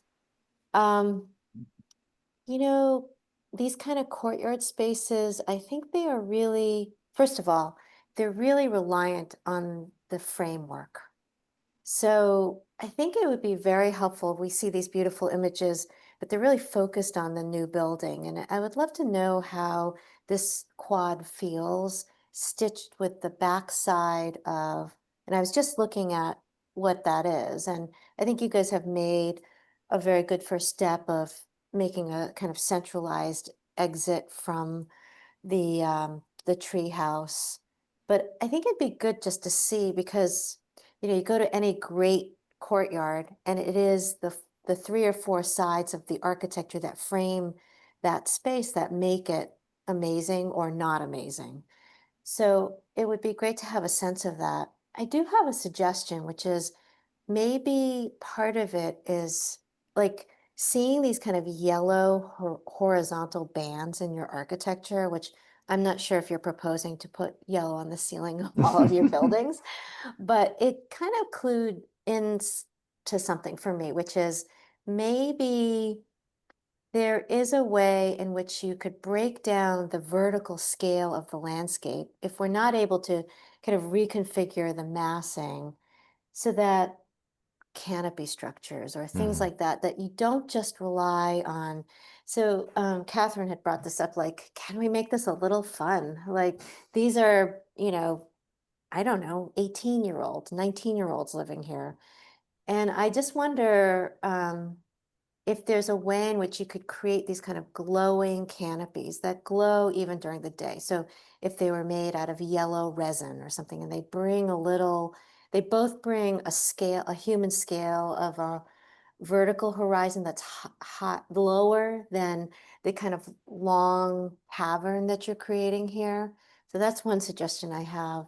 And the other is like, is there a way, like, I'd make sure you've done it here, that the ground plane is light, not dark, but also maybe there are ways of bringing in color, like with rubber matting or things like that, to really kind of say, we know this is dark, so we're going to use a very different technique and make this like a playground for 20-something-year-olds and make it really colorful so that it doesn't matter, like to use a more non-conventional solution rather than relying on just lawn and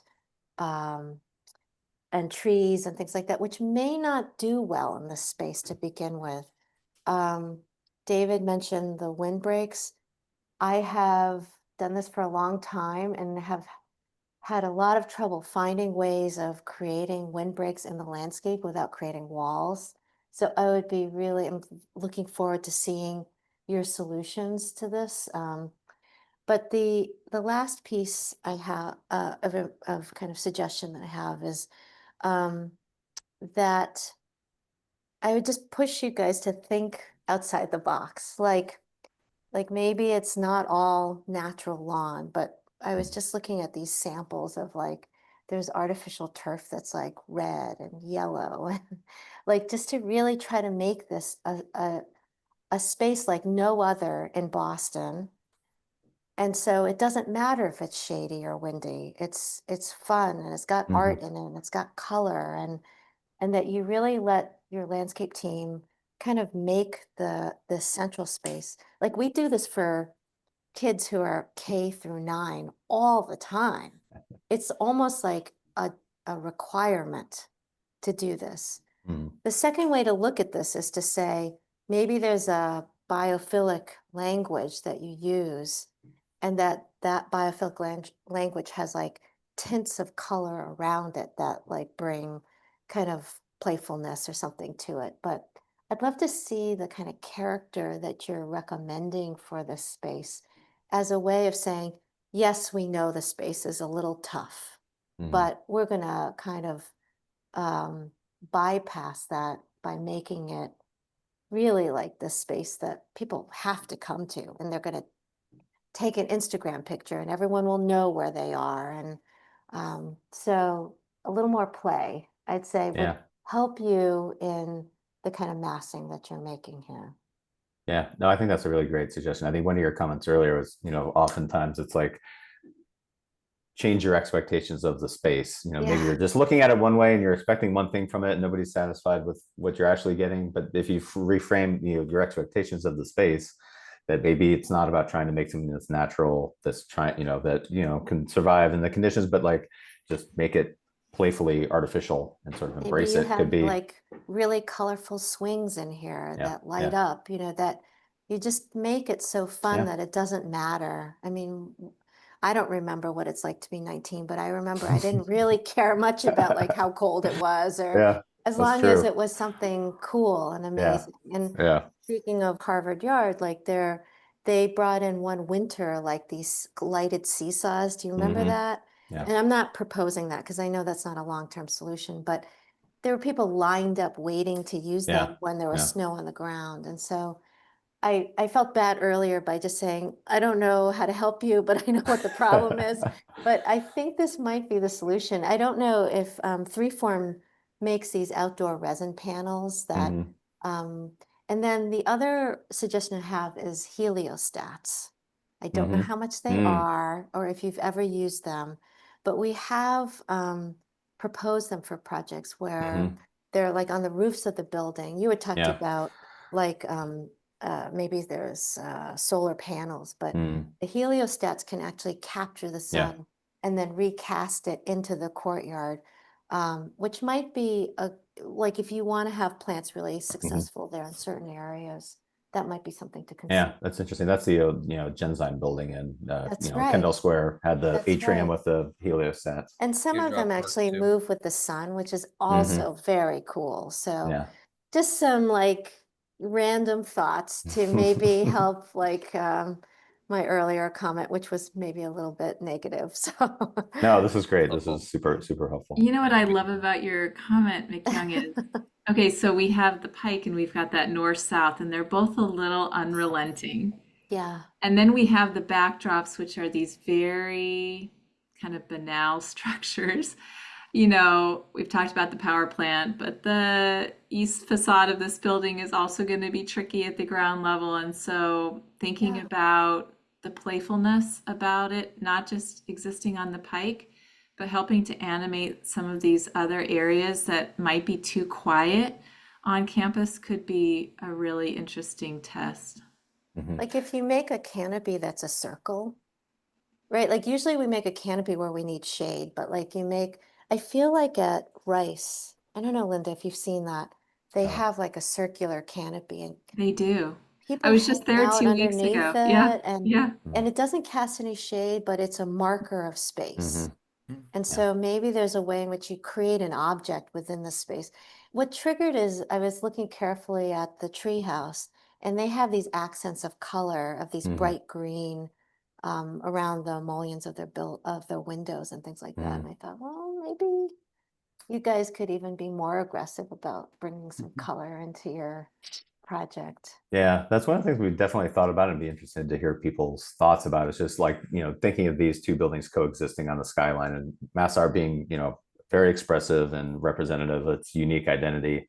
And, as a school of the arts, and Wentworth being more, design, but also engineering, and very hands-on and thinking, is there, something that's maybe rigorous, but still expressive? It's a little hard to see maybe in this image, but we're looking at this idea of one of the intentions of the interior organization of the building is really provide different spaces on different floors so that there's a reason to move vertically and connect communities vertically through the building, and expressing that externally on the building too, as a sort of a pattern that sort of is always kind of a cycling, connecting one floor to another, but it's not a stack of communities. It's really this kind of continuum of interwoven communities as a way of kind of expressing that internal kind of organization externally.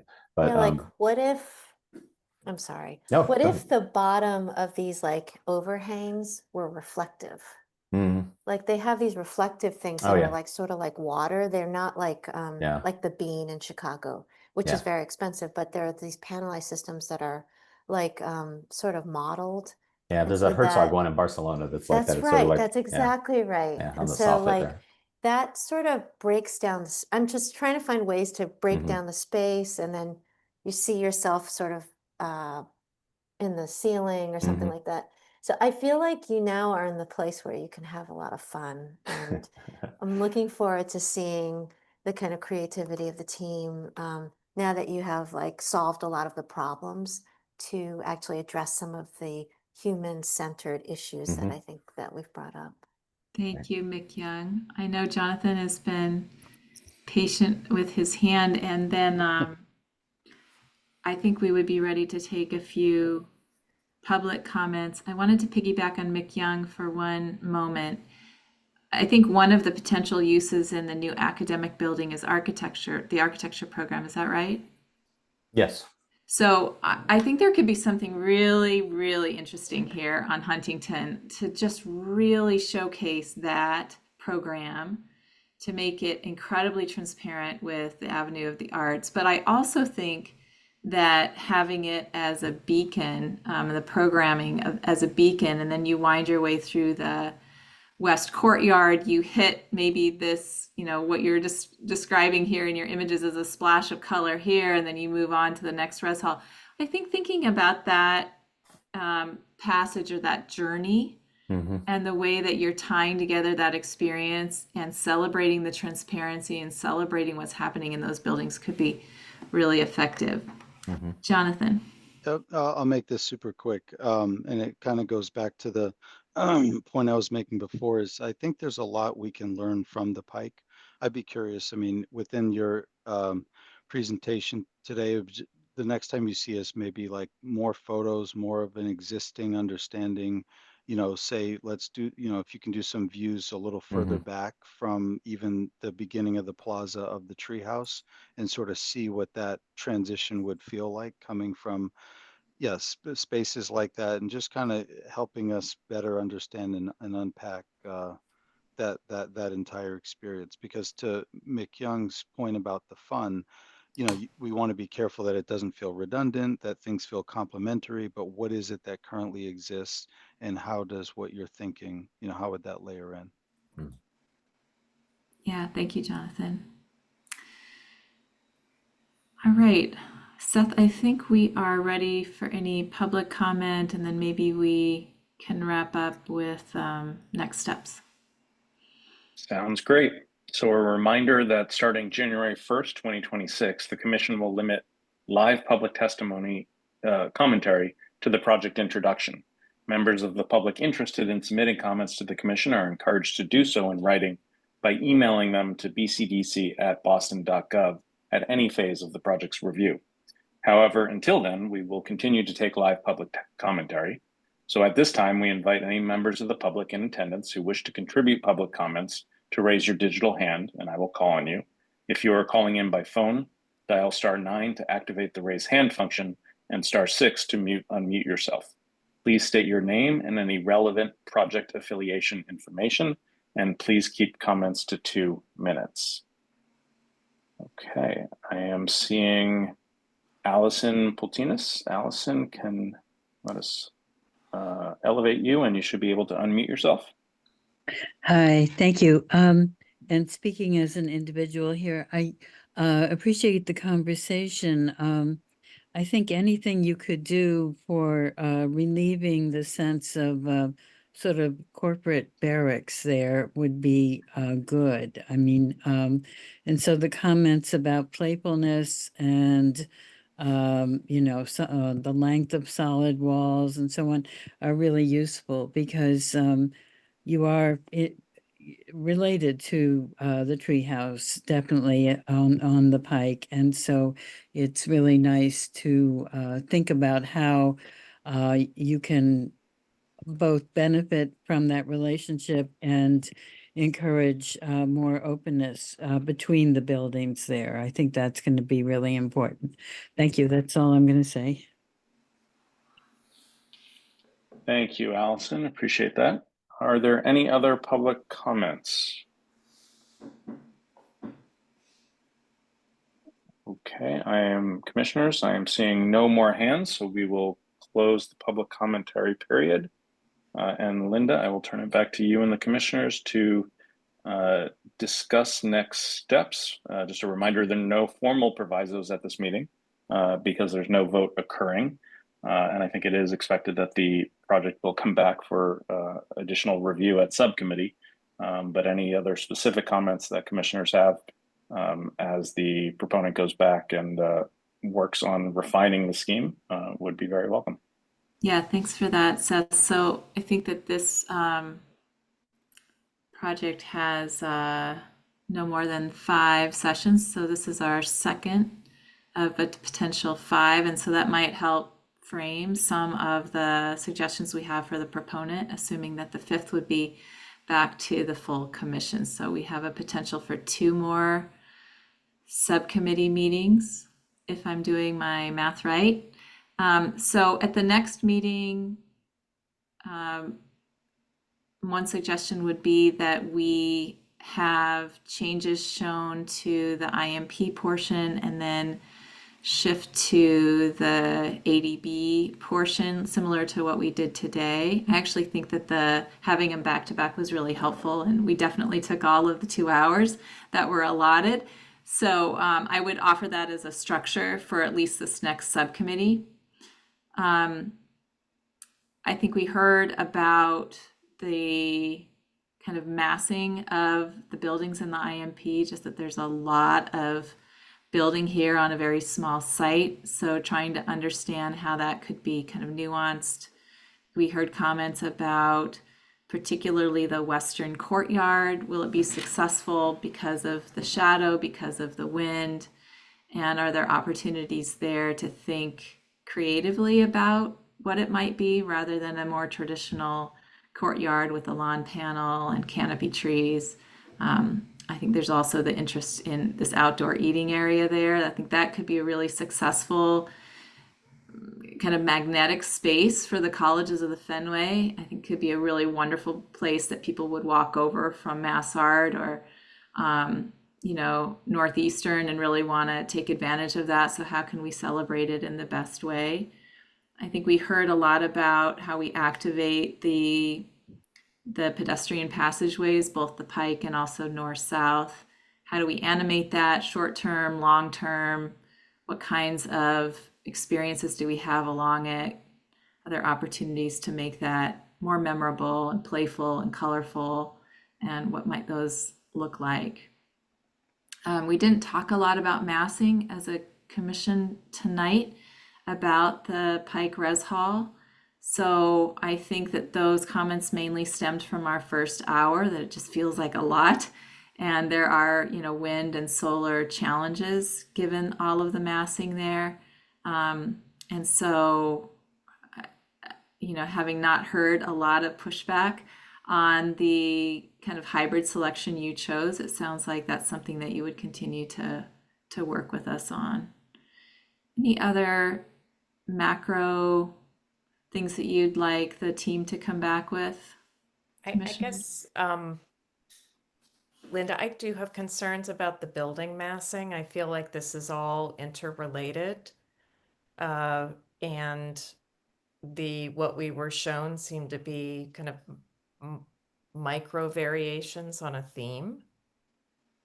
And given, I think each of these, and I think when I listen to the collection of comments, these are all interrelated. I don't think we can look at the spaces separately from the building or the building separately from the spaces. And I just really would take to heart the comments of my fellow commissioners to think outside the box and look at opportunities to different ways to accomplish what you're trying to do in the building so that it can be more expressive as a community, an important landing space for students that are coming to Boston for their freshman year, a building that expresses a sense of community and expresses that it is part of Wentworth. And how does it respond to that unique context? So I would just add that. Thanks, Anne Marie. I appreciate that. And I think that includes both the massing and how it touches the ground. Any other comments, things you'd like the proponent to take a look at before next subcommittee? I would be interested along the lines of the animation, thinking outside the box. We spoke about that with respect to landscape and color. I also would add that I think that ground level podium piece could also be part of that. You know, the building right now seems to be orthogonal from the sky to the ground, but I don't know that that needs to be the case. And then if you look at the mass art and how it has some curved linear forms, you know, that do touch the ground, I would just be curious about how that animation may hit the horizontal plane and sprinkle up the vertical at that public realm, just to back to, I'm thinking about Catherine Morris's comments about lots of lines, and that could help, you know, alleviate some of that. Yeah, just quickly, I do think that there could be a simplification of the landscape design overall. So I gave a lot of suggestions. I'm not recommending that it become a collection of things, but it could be a big singular gesture, and that would be very powerful. I think, Linda, it probably would be helpful for this proponent group to at least have 2 subcommittee members who are on this call to be on the next one, if that's possible. I don't know, Seth, if that's possible, but. The nice thing is we're a single certainly cohort. what we strive for. Yeah, we're a single cohort today because we had just one project. So that is actually great because we have a greater chance of overlap attention. for our next go. Okay. All right, so I think there's a lot of good comments. If you have your physical model, I think it'd be great if you could somehow incorporate it into the next subcommittee. I mean, it could be that we go visit it in City Hall as was suggested, but also just kind of using a camera and walking us around it can be very effective as well. Okay. And we could do that through Zoom. So we'd love to see what you guys have put together for that. Okay. And the proponent has agreed to have that model at the planning department before the next full committee meeting. They will not be on the agenda, but for the November full commission meeting, we will have that at City Hall, and we cannot announce it yet because we're still working out a few details, but hopefully you all will be highly motivated to actually be at City Hall at the next monthly meeting. More on that to come. That'd be great. Be great to see everyone in person. Thank you, everyone. All right. Thank you so much. Good night. Yeah, thank you all very much. Thank you all very much. Bye, everyone. Thank you, everybody. Have a good evening. Bye-bye.